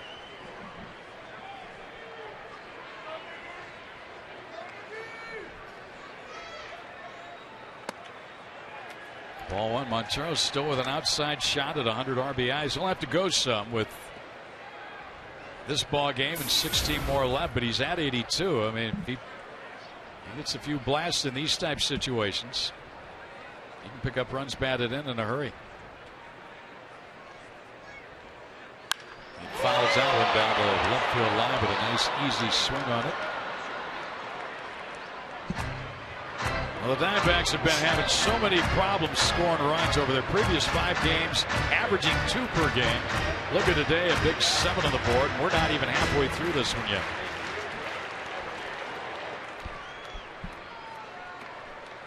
Parra scored this inning. Ransom has scored this inning.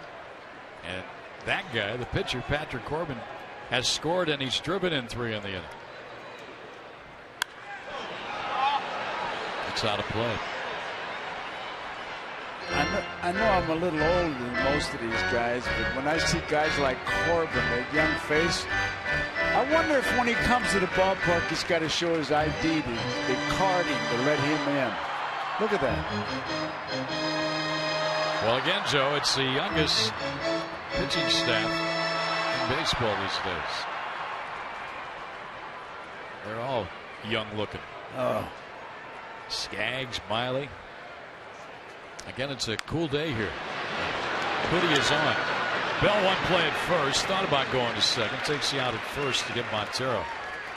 And the runners advance to second and third, where they will be with 2 outs for Goldschmidt. We're talking about a habit with Parra holding the hand up. That's got to be a habit with Lincecum wearing a hoodie. I don't know why that hair he's got. I mean, it goes down the middle of his back, I think. Boy, he's come back, hasn't he? Yeah, he's 1-9 now.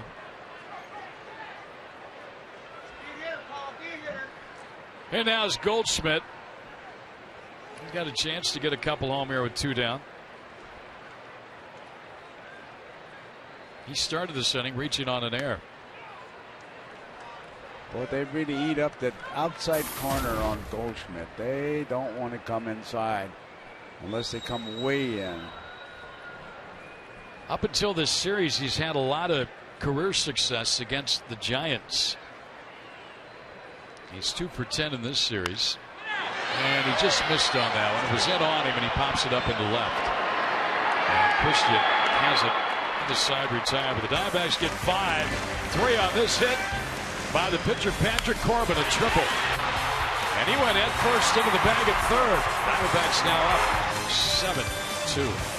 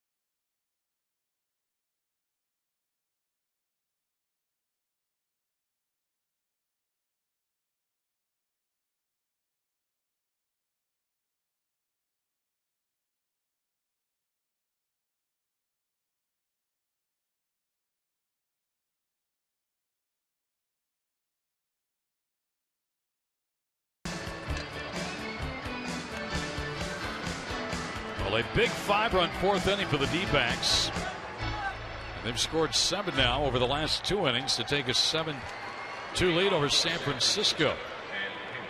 And to the top of the 5th we go. And Bruce Bochy will go to the bench, bring up a pinch hitter, Brent Pill, to start things off against Patrick Corbin.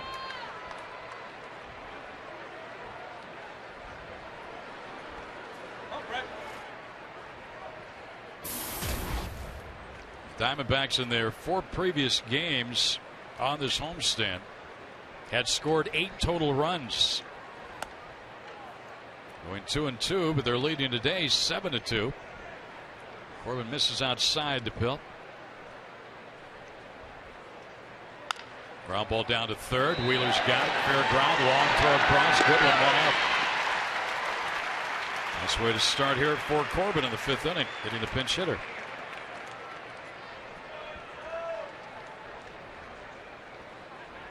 Here's Pagan. Center fielder, Angel Pagan. About 40,000 people or 30,000 people are here, and he's got to fix his belt. Big audience.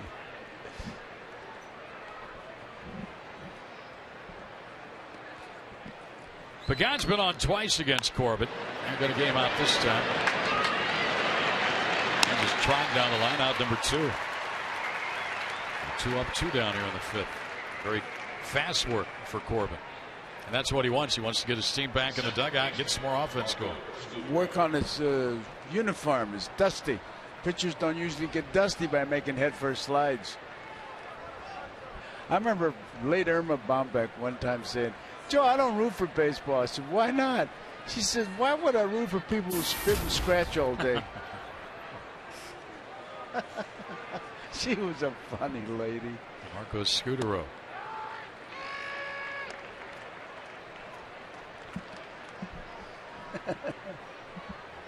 She lived out here quite a few years. Oh, didn't she? yeah.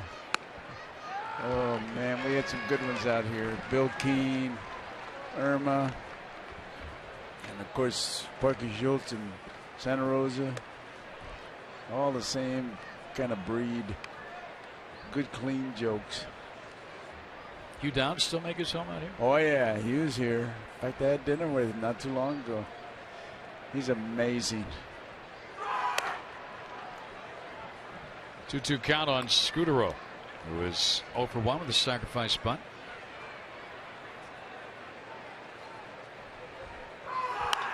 Into shallow right. On comes Upton, and nice job by Patrick Corbin. Gets the side in order. 1-2-3 in the 5th.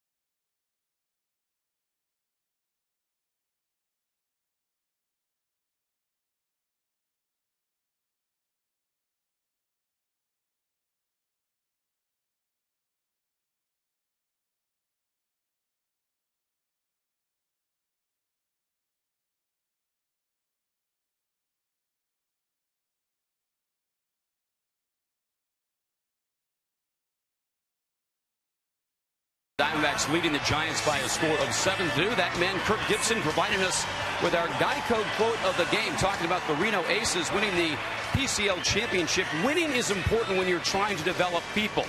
It develops a mentality and what it takes to do so. When you get to that point, you either do it or you don't. Well, they did it last night, winning that PCL championship 3-1, and now they'll move on for the AAA championship game against Pawtucket on Tuesday. It was interesting, the first title in franchise history. Talking to Ryan Wheeler, he got a lot of texts from his buddies down there last night. He says he wants a ring, so he's a big part of that championship. A lot of these guys were that are up on the big league level, but it's great stuff down on the farm. Guys, we'll send it back to you. All right, thank you, Brad. Yeah, I mean, it's been a terrific season for the Diamondback minor league affiliates.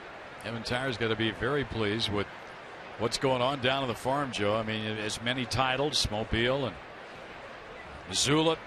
Reno's already won the PCL. They got a chance to win the top prize of all. If they can take care of Pawtucket Tuesday night. It just shows you that the organization is loaded, doing their job. And they're building. They're building. I keep talking about when you lose that many games, it hurts.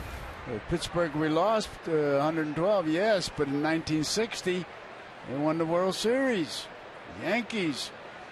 Mazeroski's home run, so it takes time to build. You got to make changes. Speaking of on the farm, Brad Penny, a former Diamondback farmhand who was shipped to the Florida Marlins years ago for a guy who appeared here last night, the alumni game, Matt Manta. He's pitching for the Giants here in this bottom of the 5th inning. Ryan Wheeler leading off. And a for the left, and Christian's there for the out.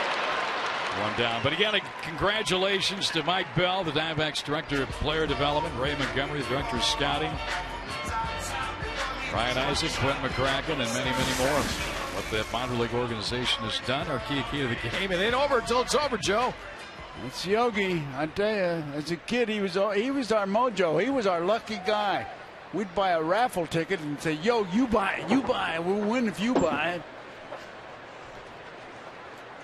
Here now is Cody Ransom. And a chopper down the first. Sandoval lays back. He threw to first, 2 out in the end. How did that saying come about, Joe? That Yogi. He was managing the Mets. I was in the locker room with there, and the writers were really questioning him. And that's the one thing he didn't like was, having to do those press things. And the guy said, well, you're about out of it. He said, what do you mean? It ain't over till it's over, and then just walked away. That's probably the headline of the paper the next day. Oh, it ain't over till it's over, Yogi. Oh. He comes up with them, man.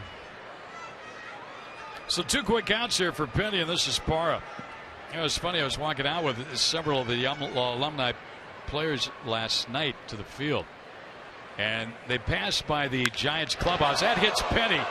Goes to Sandoval, and to throw to first, he won't make the throw. And that'll be a hit, and a tough hit off of Penny. And Parra saved at first base. Nobody's even coming out to check on him. Yeah, but you were talking about the walk leaving the ballpark. I was talking about Penny shakes everybody off, but they were walking by the Giants clubhouse, and Brad Penny and Javier Lopez, they were a member of the Diamondback organization at one time. They knew a lot of the players from that alumni group, and they were out there shaking hands and giving hugs and watching these guys go by and sharing greetings. That's the thing about baseball. It seems like players play with different teams, and they eventually come back, and they'll meet a lot of guys that they shared good times with on the other ball club. For Penny and Lopez last night, they were sharing some stories before the alumni group got out there. I'm sure. All talking about base hits, and pitchers talking about strikeouts. Swing and a miss by Corbin, who had that big hit, the triple that cleared the bases in the 5-run 4th inning. He's been watching the good hitters work on the gloves. He does that well.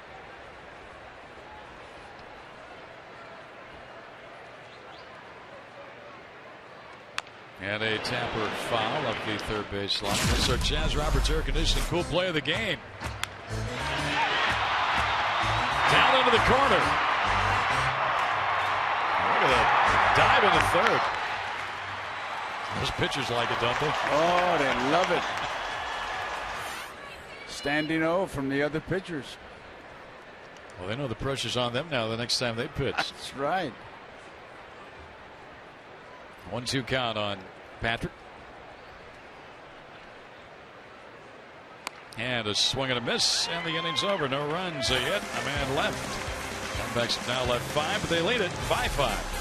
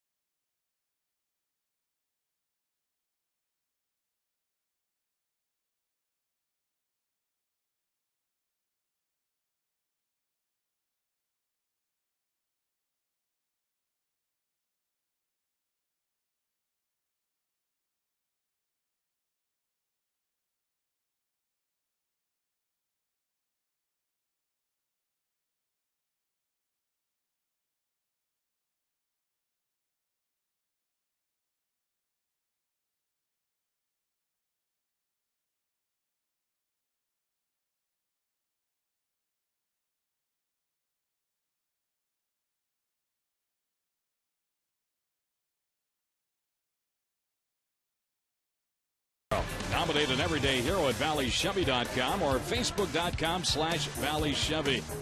Valley Hyundai. Your Valley Hyundai dealers are online at valleyhyundaidealers.com. Boy, you get some terrific shots here in Arizona, don't you? Oh, man. Beautiful shots. And Chase Field. Diamondbacks with just under 30,000 here today, leading the Giants 7-2 as we go to the 6th inning. Back to work goes Patrick Corbin. He's allowed 5 hits. He'll face Sandoval, Posey, and Pence. He had a 1-2-3 5th inning.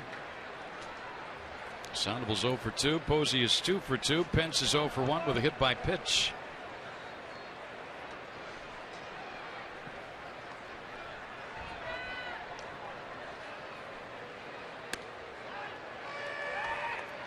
And a strike bellows Jimmy Joyce.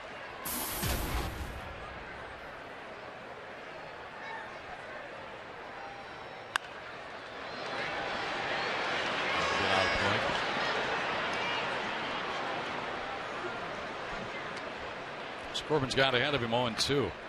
Giants go home now after this to open their last homestand. It's 10 games coming up. Diamondbacks got 3 more with the Padres coming up. They've got 1 more road trip through Denver and San Francisco. Game number 146 today. Oh, was it used to play 154, right, Joe? Oh, yeah, I remember that. Well. Inside and low. Is he ambidextrous? Somebody was telling me last night. Sandoval? Yeah. I never heard it before. I haven't seen him throw left-handed. He obviously is a switch hitter. He hits one down the third. Another nice play by Wheeler. Strong throw. Got him. Ryan Wheeler's flashing some leather down there at third today. Nice play there to get Sandoval. And I'll tell you what, he's showing a pretty good arm, too. He just gets that ball and throws it. He just gets a good grip, and there she goes. It's not even close. He got in front of it. Going to knock it down. Strong arm. Here's Posey, who is 1 for 1 with a walk and a run scored and an RBI today. And a line drive caught by Goldschmidt for out number 2. Even his outs are hard or tough. Hey, this Tuesday at Chase Field, the D-backs will host a 3-game series with the Padres.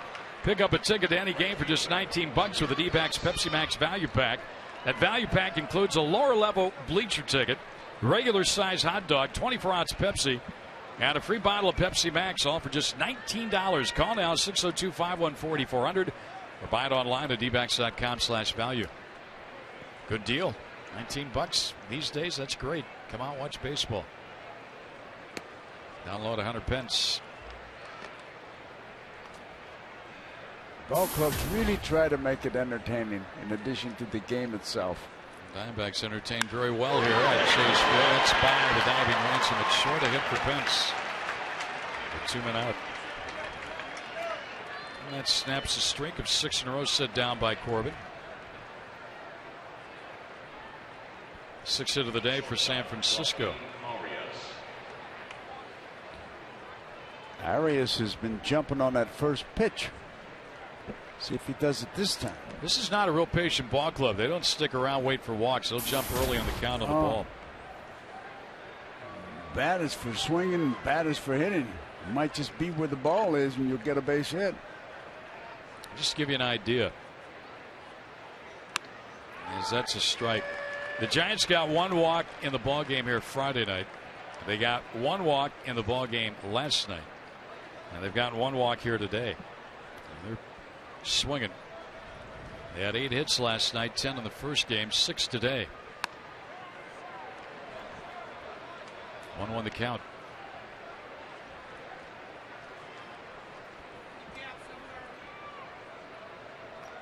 I mentioned the Padres coming in. Diamondbacks owe that team big time. They have not fared well against the San Diego Padres this year. Maybe this game will get them going. Hang on and beat the Giants here and take the day off tomorrow, and then ready for Bud Black's crew coming in on Tuesday night. Ain't over till it's over. Ground ball back toward the middle, but Hill's got it. He'll flip 2 ransom at the bag. And that'll retire the set. They're just a little bit closer, I think, than they wanted it. Top of the order coming up. Adam Eaton, Aaron Hill, Justin Upton against the Giants in the bottom of the 6th.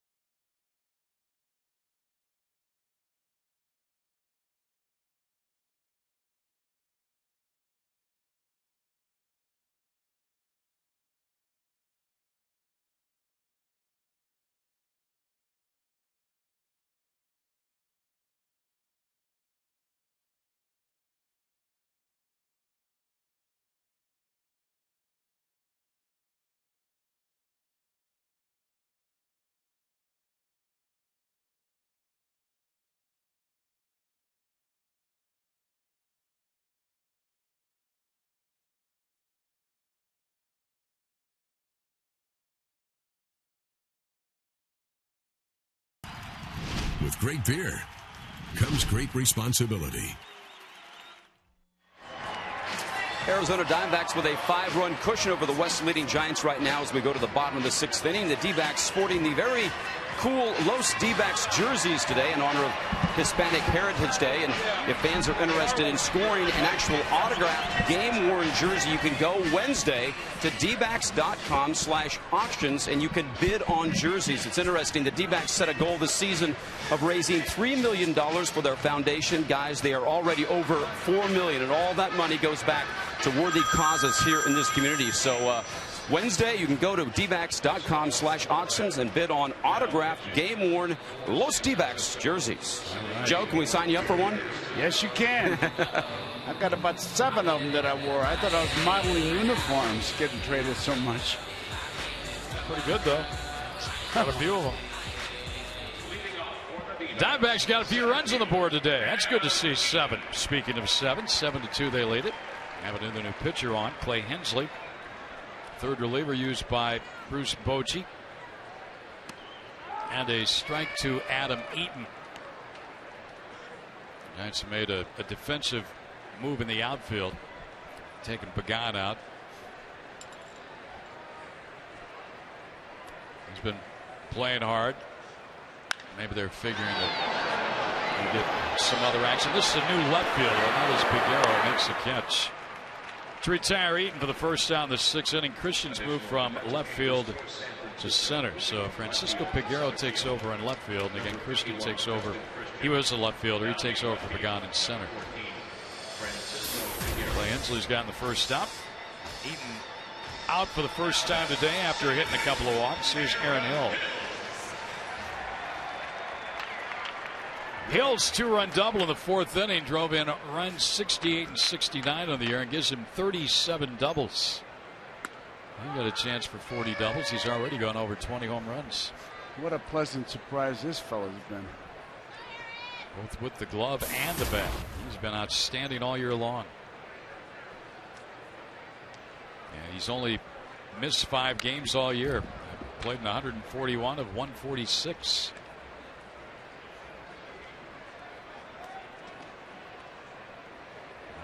The big hit in this ball game again was the bases clearing 3-run triple off the bat of the pitcher Patrick Corbin. And that's not the first 3-run triple the Diamondbacks have had this year. Ian Kennedy had one earlier in July against the Rockies. They cleared the bases. I guess that's the key for the pitchers, huh, Joe? Getting the bases loaded and letting them triple. That's a great key, I'll tell you that. That's all he'll talk about for about a month and a half. That's a pretty good curveball he's throwing right there. Although, whatever happened to those great terms when we were kids? It was a drop, fade away. Now you got cutters, backdoor sliders.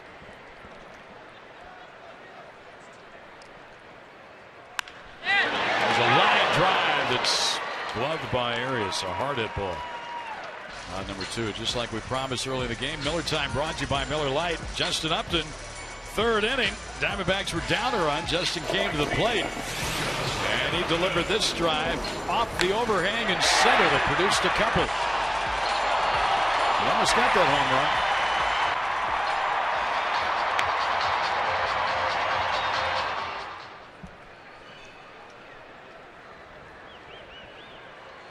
Justin, a 2-run double and a walk today. Hensley starts low ball 1.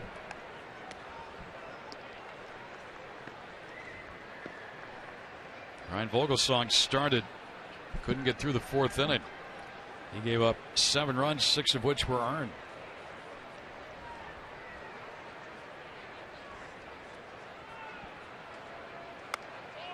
One ran inside on Upton. 2-0 the count. The Cardinals and Dodgers are still 2-2 in their ball game in the 6th inning. That's concluding a 4-game series in LA, and whoever wins that game will have the lead in that second wild card spot. There's a drive hit to deep left field by Upton. Look at that ball fly. Long home run for Justin. 15th of the year. 8-2.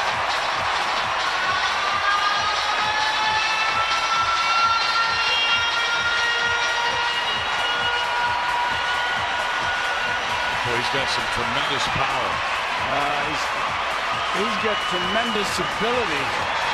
You're talking about an off year for him and all that. And look at his RBIs and home runs. That ball was inside. He knew that was gone the minute he touched it off. It's a full home run, another $150 to the Central Arizona Mountain Rescue Association. Upton's 15th. 8-2, a 6-run Diamondbacks lead. Now Montero fouls one back.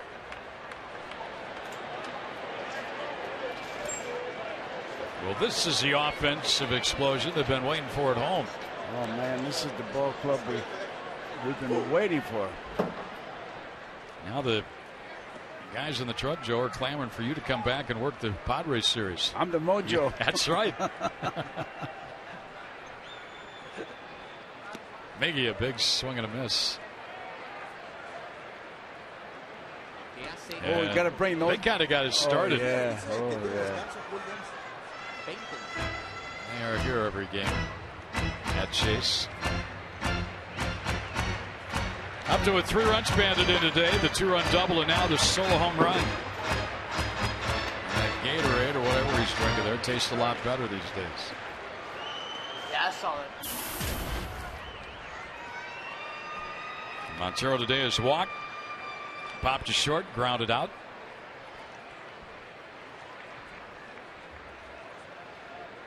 And he strikes out swinging here to end the inning.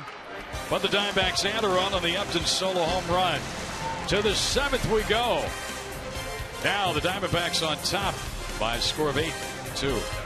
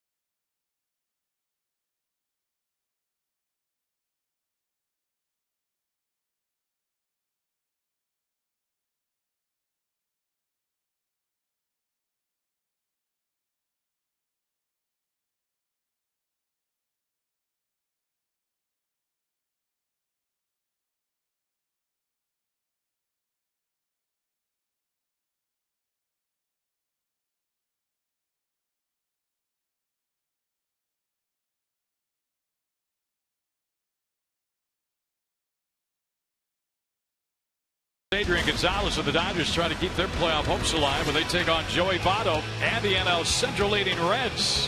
Fox Saturday Baseball presented by MasterCard. And it begins at 12:30 p.m. Pacific.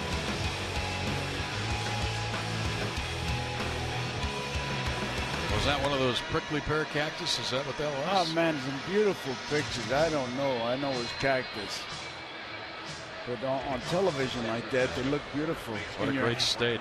In your hand, they don't look too nice. Then you get the fog colors. You go up north a little ways, see all the colors in this state. Well, that's taking the extra step. You really don't have to do that. Well, that's true. But you can still do it if you want. It's a great state to travel. Oh, unbelievable. Brandon Bell to lead it off against Patrick Corbin, who's now in the 7th inning. A swing and a miss. And look at the pitch count for Corbin. 6 innings. That was only his 67th pitch. He still looks strong. Belt has an RBI hit, and he skies this one to shallow left. In comes Parr, puts it away, 1 down. I wonder who was the guy who started that 100 pitch business. Somebody who had a little time on his hand thought, hey, that'd be a neat stat. Let's go with it. Yeah, but he had to own a ball club or own some players. Yeah. Probably. Nolan Ryan is kind of shutting that down now in the Texas organization. They don't really do much of the pitch count thing anymore. He pitched 200 innings sometimes. 200 pitches, yeah. There's a drive to left, a little tougher play for Corbin, but back on it, makes the catch. It's been only 3 pitches this inning and 2 quick outs. Hey, play Kachinko and sign up at one of the 16 interactive kiosks right here at Chase Field during any Arizona Diamondbacks regular season home game. Giants are acting right now like their jet is double parked. They have to fly back home quick. They're swinging early. Here's Peguero batting for the first time today. Francisco Peguero, and he swings to the first pitch and fouls it. I tell you go by that giant bat rack and you can see those bats moving and nobody's there. I mean, they're anxious. They're swinging. I mean, they're hacking right away. The objective right now, the Giants, is not let the baseball pass the plate without swinging at it. That's right. Ball in vicinity, swing. And another swing.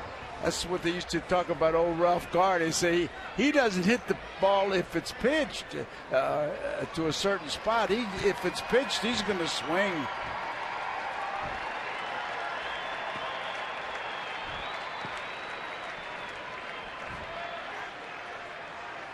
Swing and a miss, struck him out. 1, 2, 3 go the Giants. And that's it. Joe Borowski will join us. He got into a little lucha libre action himself today. Look at this. Doesn't need the rally mask. Diamondbacks are leading 8-2.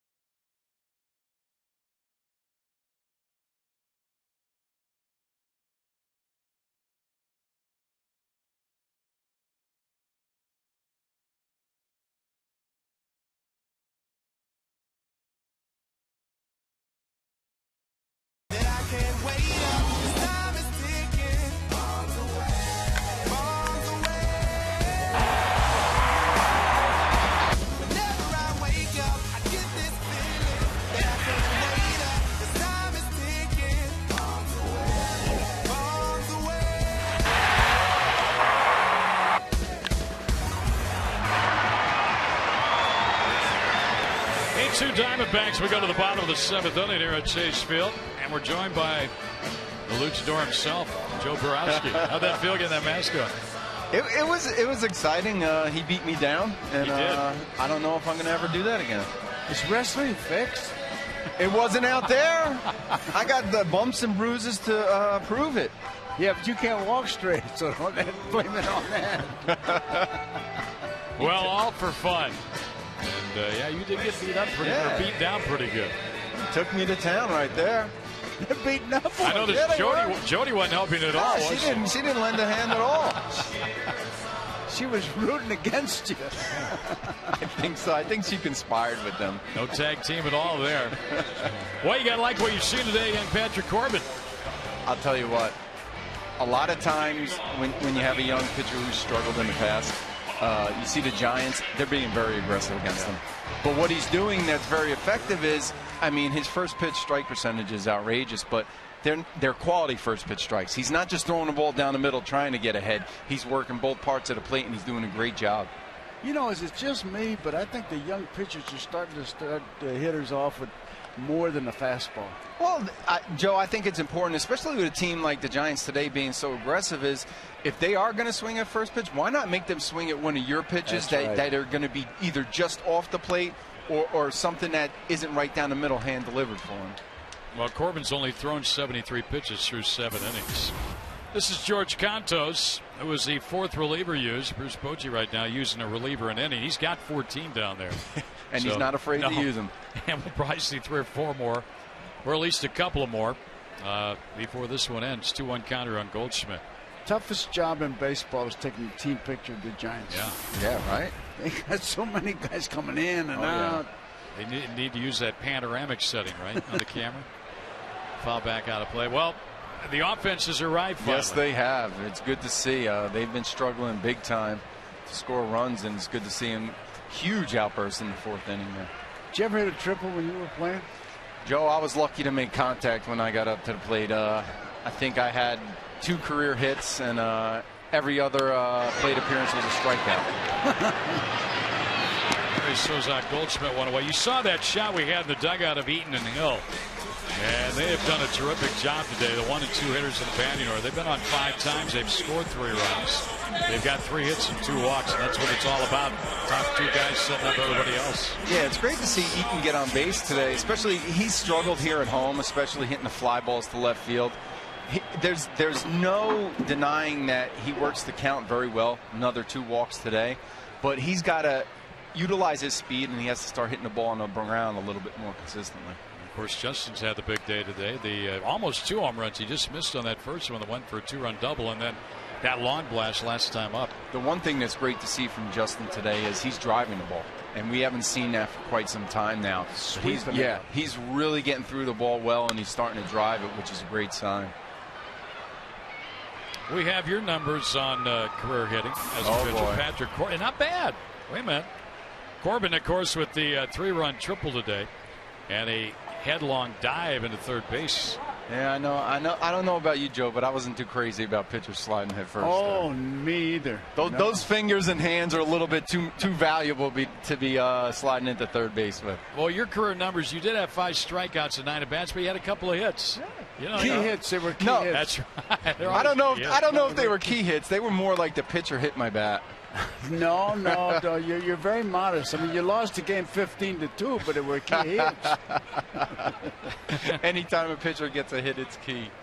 Let's pick on Joe Wake. Todd Walsh had a video of you the other night giving up a long blast by somebody. That's ball 4 to Wheeler. And Ryan will go to first base, reaching for first time today. Corbin, by the way, too, 22 of 27 first pitch strikes today.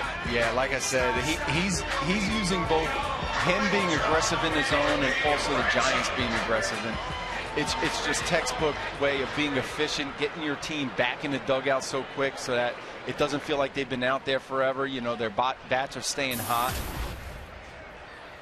Cody Ransom has a double today and has scored a run. He's 1 for 3 at the plate now against Cantos. Man on, 1 out. Swing and a miss. Well, we talk about 16 games after today left in the season, and Joe and I have been kind of talking about a Yogiism. It ain't over till it's over, and when you're in the situation you're in with as the Diamondbacks are, that's the way you got to approach it. Absolutely. You just keep playing it hard, and you won't win your games until they tell you mathematically that you're out of it. You know, you're going for it and you've got a shot. Who knows, you could rattle off an unbelievable streak and the Rockies a few years back, and let the chips lie where they may, but you're 4 games out. And who knows? I mean, the Cardinals aren't playing great ball right now. I know there's other teams in front of you. The biggest obstacle in front of them is that they're losing games when they're not gaining any. A day off the calendar. Yeah. And Cody swings and misses. And that is our second out. Our APS Energy All-Star. It's going to be Patrick Corbin. He's coming into the on-deck circle, but look at those numbers and add the 3-run triple. Yeah, great day for him. And it's good to see him rebound after he struggled his last 4 starts. good to see him get back and start proving a little bit of what the Diamondbacks saw from him in the minor leagues, and they got big plans for him. So you want to see him be able to right the ship and get back on things. It's a triple, and he's acting on deck like he's Babe Ruth. Yeah, man. right. He's loosening up and everything. That's great to see. You know, he had a start against the Giants on Labor Day, Monday, September 3rd. He gave up 4 in the first inning. And one of the plays, he failed to get over to cover a bag. That led to a 4-run inning. But then he pitched 4 scoreless innings and learned a little bit about the Giants, second time facing him. So, you know, he's rebounded nicely here today, and his offense has gotten him some support. He's even contributed. That's made for a big charge in this ball game. A 6-run lead. Cantos scoring number 70, and that's not by design. I mean, it is, you know, they've got that many players, it seems like, on this ball club. Well, normally when you're a young guy and you get called up to the big leagues, you're going to get those high numbers. And I remember my first jersey number was 77. I felt like a hockey player, Joe. Yeah, a football player. Yeah. It's 3-0 here on Parra. I got traded 4 times, and twice the guy came and said he wanted a number. I was wearing it. And the clubhouse guy comes up and says, "Give me your jacket or your sweatshirt there, and I'll give you a new one." Oh, there was no dinner or anything, huh? It just they took it from you. Oh, no, they just take it right off, man. And that was it. I mean, there was no bargaining, huh? There was no sentiment or anything. Man. Come on. Okay. Yogi got to keep 8. Right? Oh, boy, you guys are bad. 3-1 count here on Parra. I'm hoping he gets on, get Corbin another chance. Strike 2. Pretty good curveball right there. Well, Diamondbacks, if they win this ball game, they'll be 3-2 on this homestand with the 3 against Padres coming up. Joe, we're trying to figure out why he holds up his hand right there. What is he saying? I don't know if he's making sure that the umpire doesn't let the pitcher quick pitch him. I'm not sure. I think it's more habit than anything. Oh, it has to be. Now watch how fast he does it. Oh, he's gonna walk. That's right. He thought it was a strike. He was gonna. Posey was heading toward the dugout. Watch this. Watch Posey. Watch the catcher. He pulled it down. That was his pickpocket move. 2 walks in the inning. 2 base runners against Cantos, and Corbin will be the batter. I mean, 8-2, and they're covering their mouth, so you don't know what they're talking about. Give me a break. Corbin with that big 3-run triple. The second bases clearing triple by a Diamondback pitcher. Ian Kennedy had one earlier this year.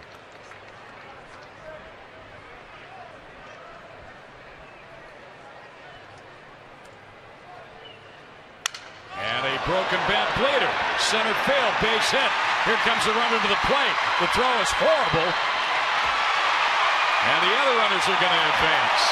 I don't know where Christian was throwing that ball. I think to the seats where you occupied early this week, Joe. Yeah. That wasn't near the plate. Patrick Corbin, 4 runs batted in. Have yourself a game, young man. Nice little broken bat single right there. Gets another RBI and a career day.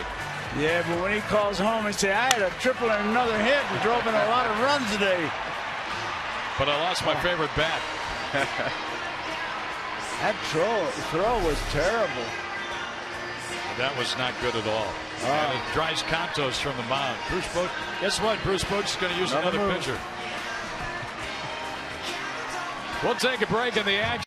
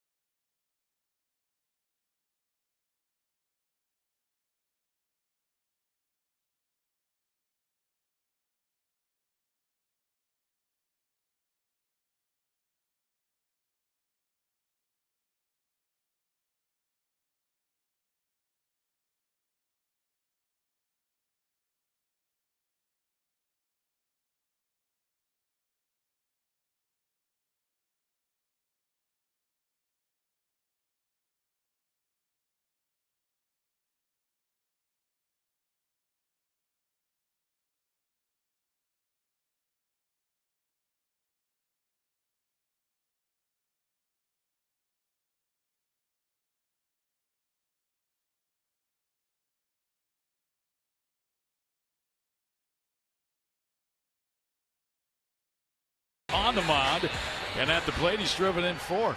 Yeah, he's had a great day today to go along with his pitching, but to have that type of day hitting it, fantastic. They gave me the numbers I had. The numbers you wore? Wore. Okay. I wore 17 about 3 weeks, and then they retired it. Dizzy Dean wore it. I was traded to Pittsburgh. I had number 2. Fred Haney wanted that one.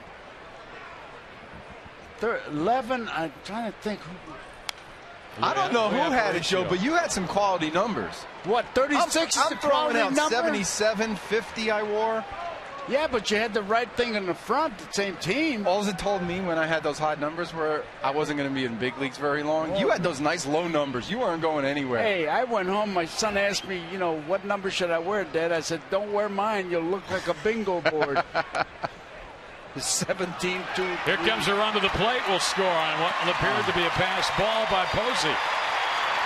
And it's 10-2 Diamondbacks. Far across the plate. Corbin went to third. And it's funny to see, Greg, when you're behind like this, like the Giants are, you start to lose a little bit of your concentration, and you see that ball just bounce right off of Posey, takes his eye off of it. And he's had a different pitcher about every 5 minutes. This is true. That's a key. And I'm sure he hasn't caught many of these pitchers all too much either. He hasn't caught him pitching. Now Eaton. 3-1. That's a pretty good sized glove, though, Joe, to catch a baseball. Yeah, but look where it was. It was high. No catcher ever has a bad game on my broadcast, I'll tell you that. Yeah. You're being a little biased, Joe. Dumb pitcher. There's the third walk of the ball game for Adam Eaton. He's on base for the 4th time. You know what this game reminds me of now? I'm sorry to say it. Skins and shirts. Yeah, right. A fat guy's against the leans. Where's the keg of beer? Second base. Danny Otero's up in the bullpen for the Giants. You think Bochy's happy? Yeah, look at that face. Happy. Whoa. Looks like the IRS just closed in on him. Well, we have Joe Borowski's numbers that you wore during your career. You ready? Mm-hmm. 77. Oh, yeah. 50. 52. 57. 48. 47. Oh. See, Joe, those higher numbers, you knew that you weren't going to be around for too long. 2 of those numbers that have made that day. Yeah. The 77, they just happened to have 2 leftover 7s. They stitched them on to make 77 for me. Yeah. When you get your number scotch taped, that means you're not going to be there long. Yeah, when you walk in and you have an offensive lineman's number, you know that you're not staying right. around in spring training too long. They don't ask you for practice. And Joe, I didn't have the problem you had. I didn't have anybody saying, I want your number, Joe. Oh, I felt pretty good about that. You had good numbers. Yeah, I had good numbers. Not long enough. Winning makes a lot of things easier, doesn't it? Sure. Diamondbacks playing well here today. 77, wasn't that Red Granger's number? Red Grange? I'm not sure. Well, that hit Hill, it did, and they're loaded. So Hill is drilled on a 1-2 count by Dan Runzler to load the bases.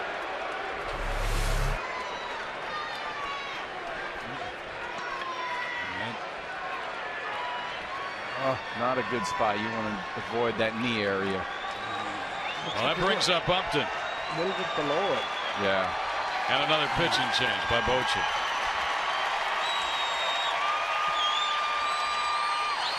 He's wearing out a path to the pitcher's mound from the dugout. Well, he's not happy right now with the way his club's playing. And he's going to keep running pitchers out there. And Upton will bat when we come back. He's already had a big day.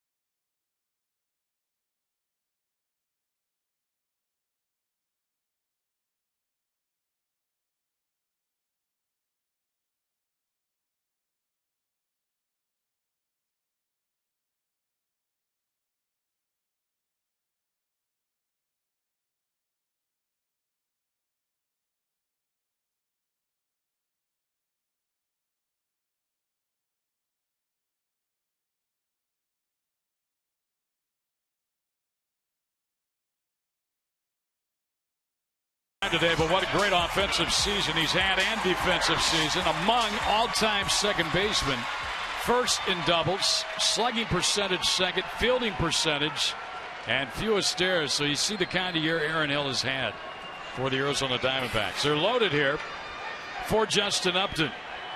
He's already had a big day. A 2-run double and a solo home run. Strike one from Dan Otero.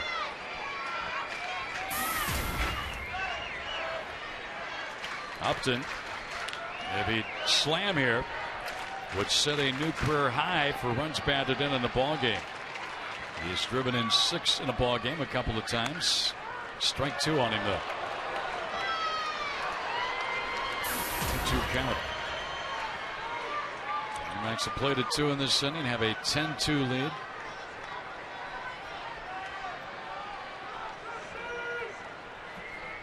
Corbin, Eaton, and Hill, the base runners. Strike 3 called. So Otero comes in and paints the corners and strikes out Upton to leave him up. And we thank Joe Borowski. Talk to you after the ball game. Absolutely. 10-2 D-backs.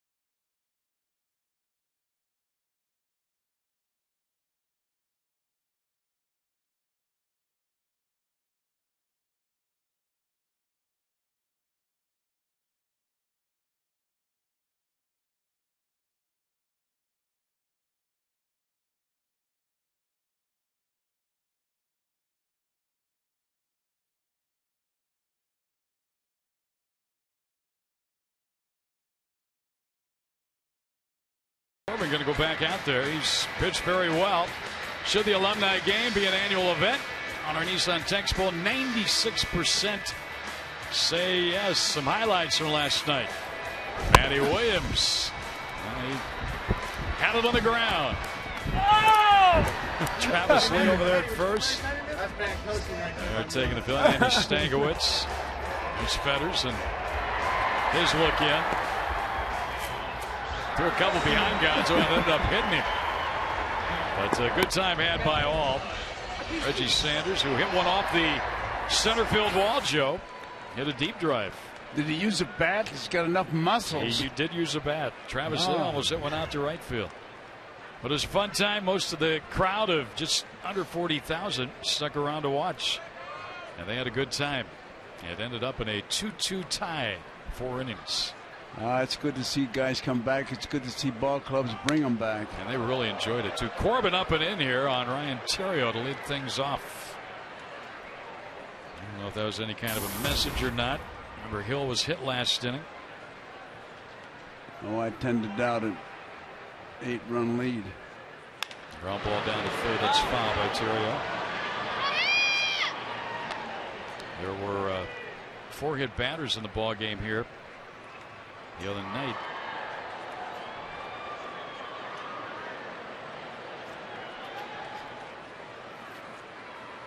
Theriot's in the spot occupied by the pitcher, which is the leadoff spot here. Diamondbacks in this ball game have had 8 walks, and 5 of those walks have scored. Not only a big day on the mound for Patrick Corbin, but at the plate, he's got 2 hits and driven in 4. Theriot right back up the middle outing for a base hit to center field. start the 8th inning. D-back fans, don't just watch the game, be a part of it. FoxSportsArizona.com's Game Connect keeps you connected to all the live stats and buzz around the game. Log on now to Game Connect on FoxSportsArizona.com. Now Marcos Scutero, the batter. And for the Giants, their 7th hit of the afternoon. Diamondbacks get their bullpen going.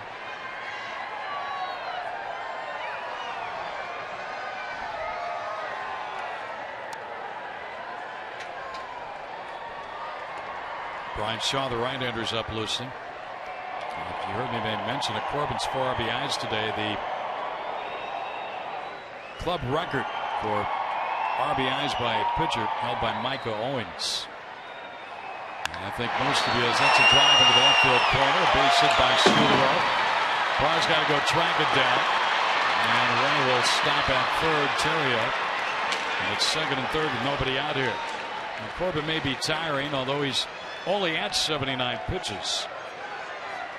But again, he's been running the bases. But Mike Owens had 6 RBIs against Atlanta in a ball game back in August of 07. Nagy coming out to talk to him, and I'm sure they'll make a decision on just the answers that he gets for whatever questions he asks him.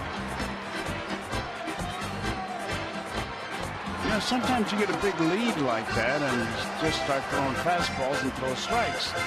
And with these Giants, forget about it. The bats are moving all the time. Hasn't even hit 80 pitches. He's working into the 8th inning. Most of those have been strikes here today.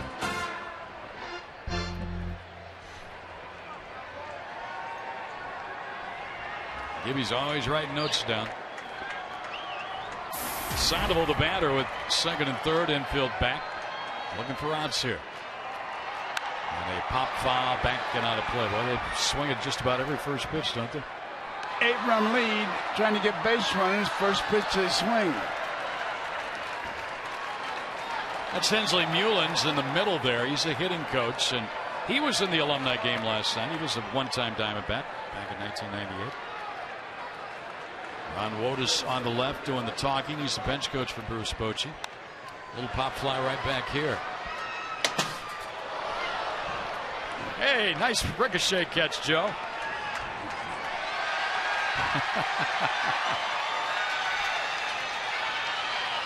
Boy, everybody wants it. Somebody get it? Yeah.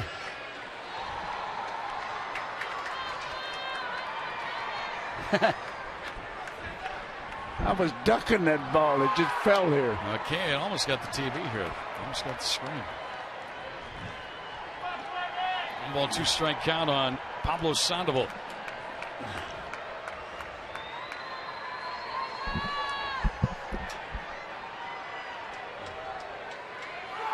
Swing and a miss. Struck him out. Only the 4th strikeout of the day, but an important one for Corbin there. Gets the first out of the inning. He was pitching to Sandoval. He wasn't just throwing, and then that made the difference. Okay, Joe. Let's answer our AT&T trivia question. Name the last 3 catchers that were MVPs. Thurman Munson, Pudge Rodriguez, and of course Joe Mauer. Now those guys are still on the man. I mean, young guys, except that Thurman with that terrible death. His plane crash, remember that? Yeah. It was so sad. Ivan Rodriguez. Ivan or whatever. Pudge. 1 ball, no strikes on Posey, who's driven in a run today.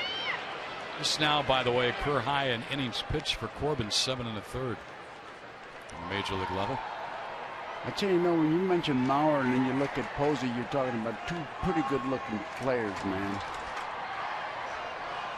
There's Diamondbacks on Miguel Montero is getting better and better. Oh, he's in the top 3, 4. Little floater out of play. Corbin is really working hard at trying to get out of this second and third mess. And maybe that's one of the things Nagy said, hey, listen, 10-2 ball game. Let's see what you can do with this situation with nobody out. Could be, because he started pitching. He's pitching to Posey. He's not just throwing that ball. He struck out Sandoval, got him for the 4th time today. This is a very good, one of the better hitters in the game, Lester Posey.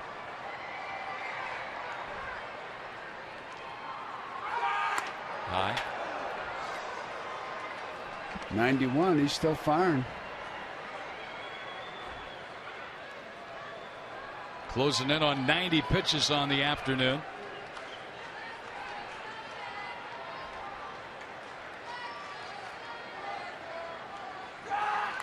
And he's swinging a foul. Almost had to buy him. Posey did a good job of fighting it off.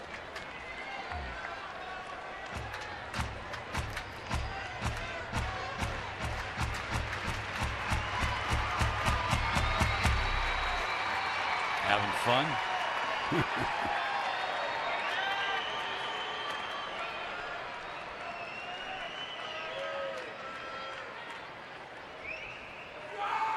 Got him.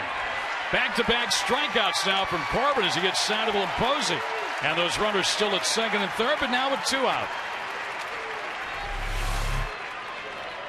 Pitching himself right out of a jam. That was not a strike. It looked like a strike when it started out, the breaking ball. And that's what those pitching coaches will say. You never really get them with strikes. You get them with pitches that look like strikes.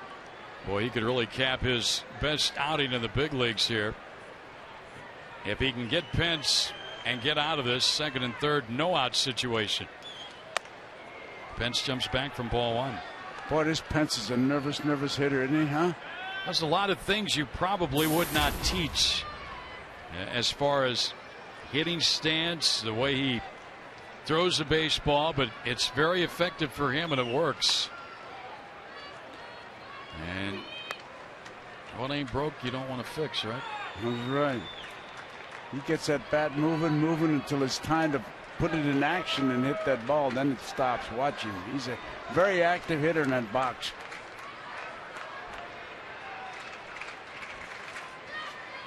And he twirls one foul.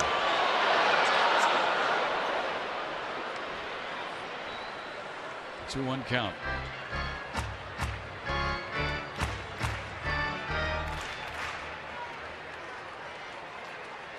Boy, he's busy.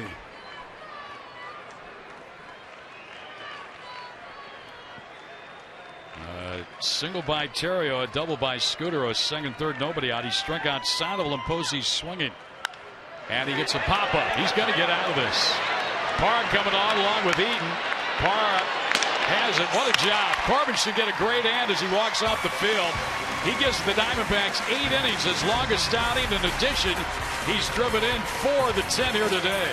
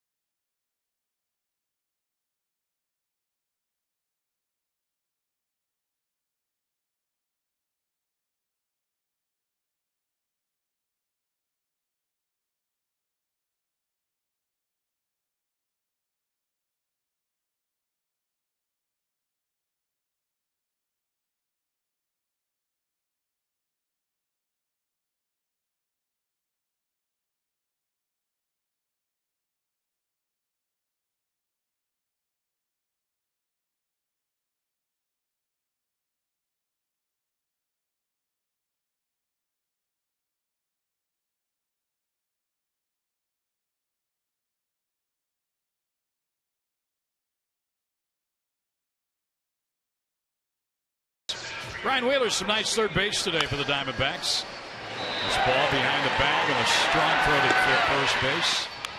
And then this play comes up a little bit behind. Almost fielded the ball behind him on that hopper. So Wheeler was also walked and scored a run. Some nice defensive plays today. Our tools of the trade presented by Ram Trucks. He will bat third in this inning.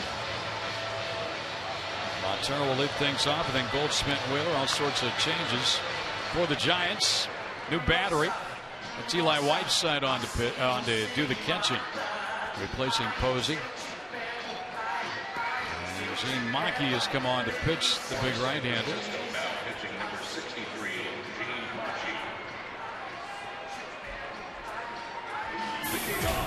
His fifth game. Ontario stays in the ball game at second base, and Emmanuel Burris has gone into right field. So only two guys still in the ball, three actually. Belt at first, Arias at short, and Sandoval at third. Actually, Christian's still in, but he's changed positions. 10-2 ball game. Montero today with a walk, 0 for 3 and a swing and a miss.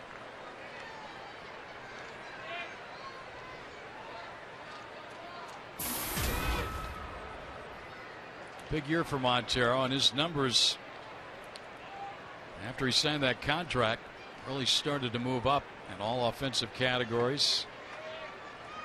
Sometimes you get that contract, some will just kind of settle on in. Not Miggy, he's worked harder. He's improved so much. Talking about other facets besides swinging the bat. More of a vocal leader now among the ball club players.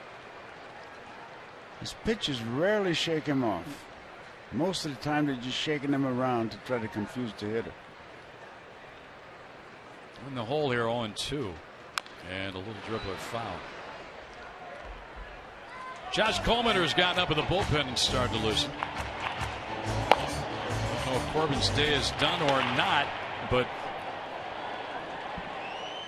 he could go out there again if they wanted him to try and complete the game. But he's gone on 8 solid innings. It's a new career high for him, striking out 5, walking only 1. Only 93 pitches.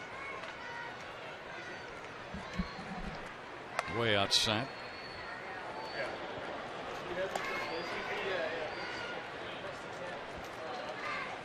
He's also been a big RBI guy today with 4. Not 1, not 2, not 3, but 4 runs batted in.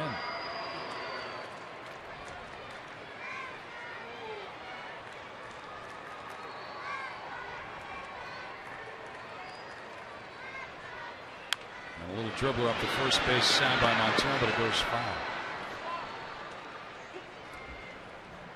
Subscribe to MLB.TV today to take advantage of new low pricing and see every D-backs out-of-market game live online and on your favorite devices in HD quality.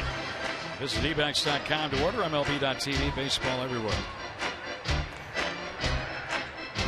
You know, looking at my scorecard, I'm saying it's too bad that Corbin didn't pick somebody off. He'd have gone for the cycle. There you go. He's done everything. Giants got a run off of him in the first and the fourth. Diamondbacks now have scored 8 unanswered runs for a 10-2 lead. The game was tied going into the bottom of the fourth inning. Swing and a miss, and Montero down on strikes. 1 out in the 8th. Giants have a pitcher up, in case you're wondering. They've already used 7 relievers. And we may see Boach make another change before this is over. He's got a guy loosening out there. That's the former Diamondback. Remember him? You smell Petit? He's not appeared yet for the Giants. Pitched this year for Fresno.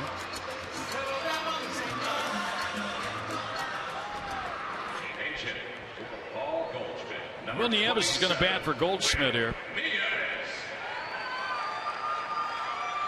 Montero's been catching every day, and Nieves has gotten very little, if any, playing time. So he's going to give him a bat here in a 8-run game.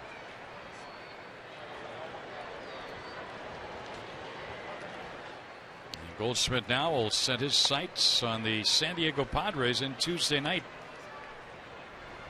They're clubbing the Rockies today, 11-6 in the 8th inning. That Cardinal Dodgers score, Joe, is still 2-2 in the bottom of the 8th. Battling it out.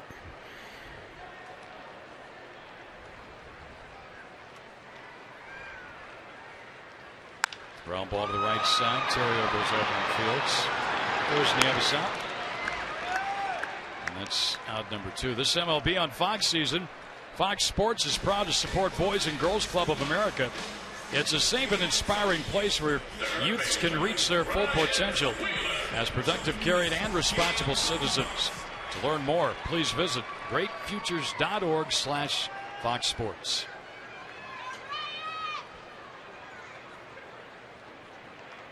Bless you. Big sneeze right there. Here's Ryan Wheeler with 2 men out.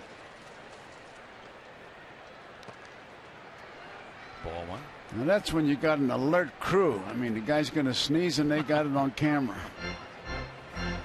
They pick up everything, Joe.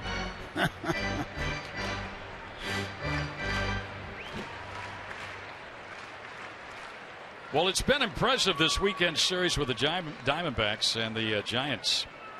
The 3-game series attracting over 100,076 fans through the turnstiles, including 29,051 here today on Hispanic Heritage Day. Just under 40,000 last night and almost 32,000 in the game Friday.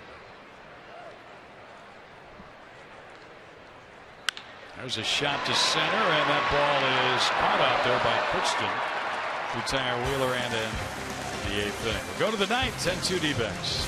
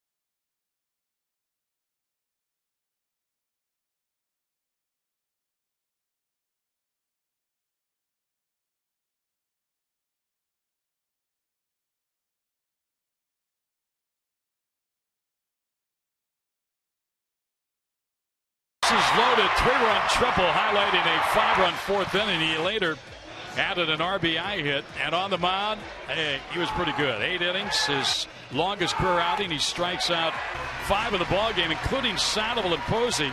With nobody out and runners at 2nd and 3rd in the 8th inning, he got out of that inning unscathed. And our game summary, Corbin, the story of the day here today. Diamondbacks have never looked back after they got that lead in the 4th inning. 10 runs on 9 hits.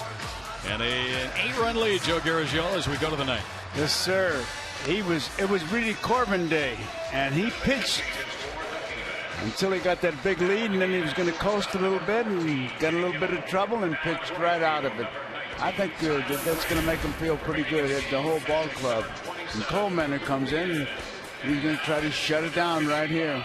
Now spearing for the 25th time, he's been very successful out of the bullpen as a reliever. And he'll go up against the Giants. Joaquin Arias to lead things off. Arias, Belt, and Christian due up. Diamondbacks made some other changes. Nieves, who pinch hit, stays in the ball game, and He's in to catch. A first pitch swing.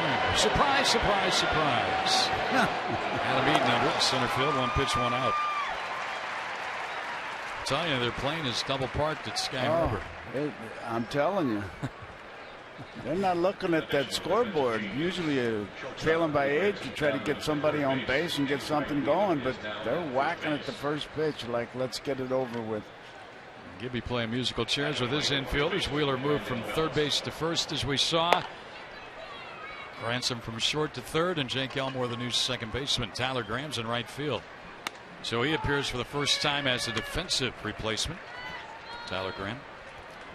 Boy, if you took an average of the age that the Diamondback players that are out there now are, you'd really have something. Ground ball hit to second. 2 outs.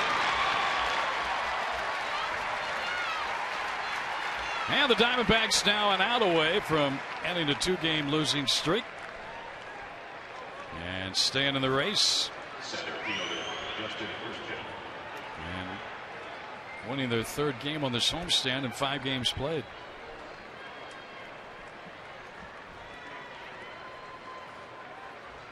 Here's Christian.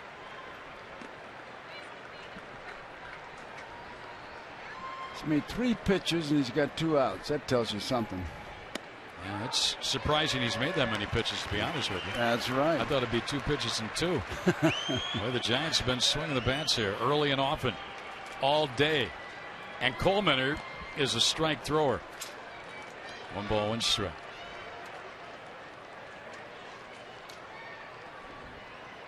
They got a crazy one going in San Diego today. It looks like they're playing the game in Coors Field. They're 11-11. Rockies and Padres in the 8th inning. That's not Petco Park they're playing at, is it? Outside. And 2-2, St. Louis and the Dodgers in the 9th now. The winner of that game will take over the second spot in the wild card. Time was called by the hitter.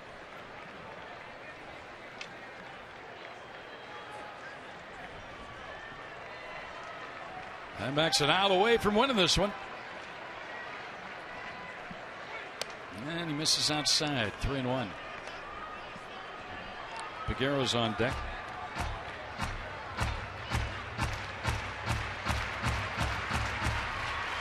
Two starting pitchers are pitchers of record. And struggles continue for Ryan Vogelsong. Popped up. Foul. Montero over. Back. Has he got a play? I mean, Nieves maybe. Nope. Out of his reach.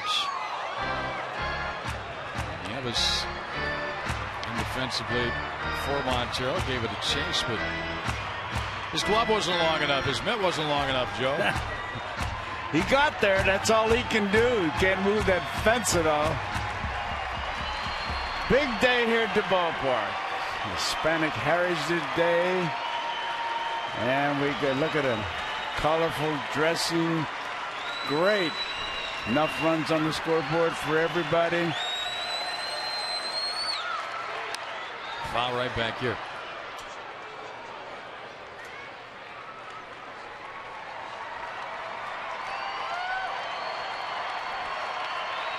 Look at that, Joe.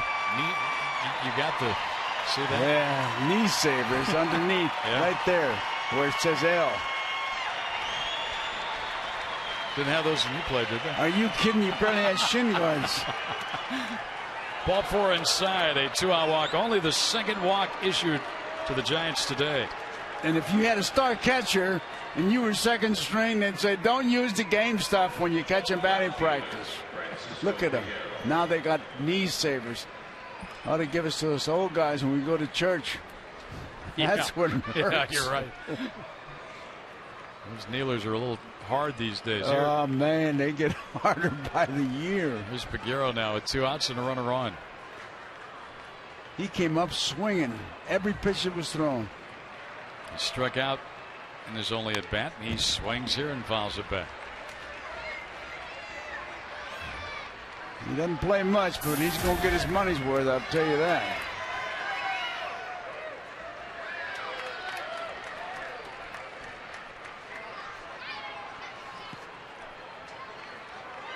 Houston beat Philadelphia again today. How about that? They won 3 out of 4. Phillies went into that series thinking, man, they were riding a winning streak. They were going to take care of business in Houston, close that gap in the wild card race. They lose 3 out of 4. Now the fans on their feet. Oh, yeah, they haven't had a chance to do that much. Now they're up. And they're trying to close it out here.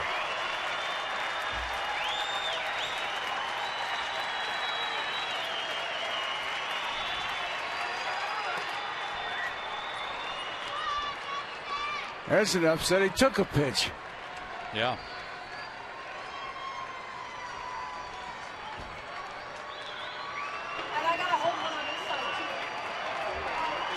Upton a big day today. Including home run. He's homered in back-to-back games. Foul back. This doesn't throw a lot of breaking pitches. That curveball, that might be a fun time to break it out. Although if he elevates again, you figure Figueroa's probably going to be swinging. Oh, yeah. Don't throw him a strike. Anything but a strike. Something that looks like a strike. Close.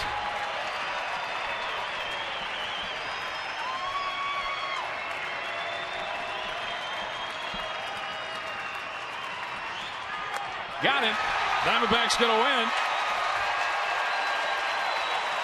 As they mow down the Giants this afternoon, 10-2.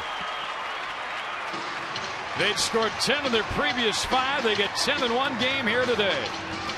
Giants still win the series, but the Diamondbacks, it ain't over till it's over, Joe. That's what it says. And you know what? We saw a guy here with the broom looking for a sweep. Yeah, he didn't get it. Diamondbacks beat the Giants today. More coming up next. Postgame show. Hosted by Jody Jackson and Joe Borowski. That's right around the corner. A big Diamondbacks win over the Giants. Thanks for tuning in.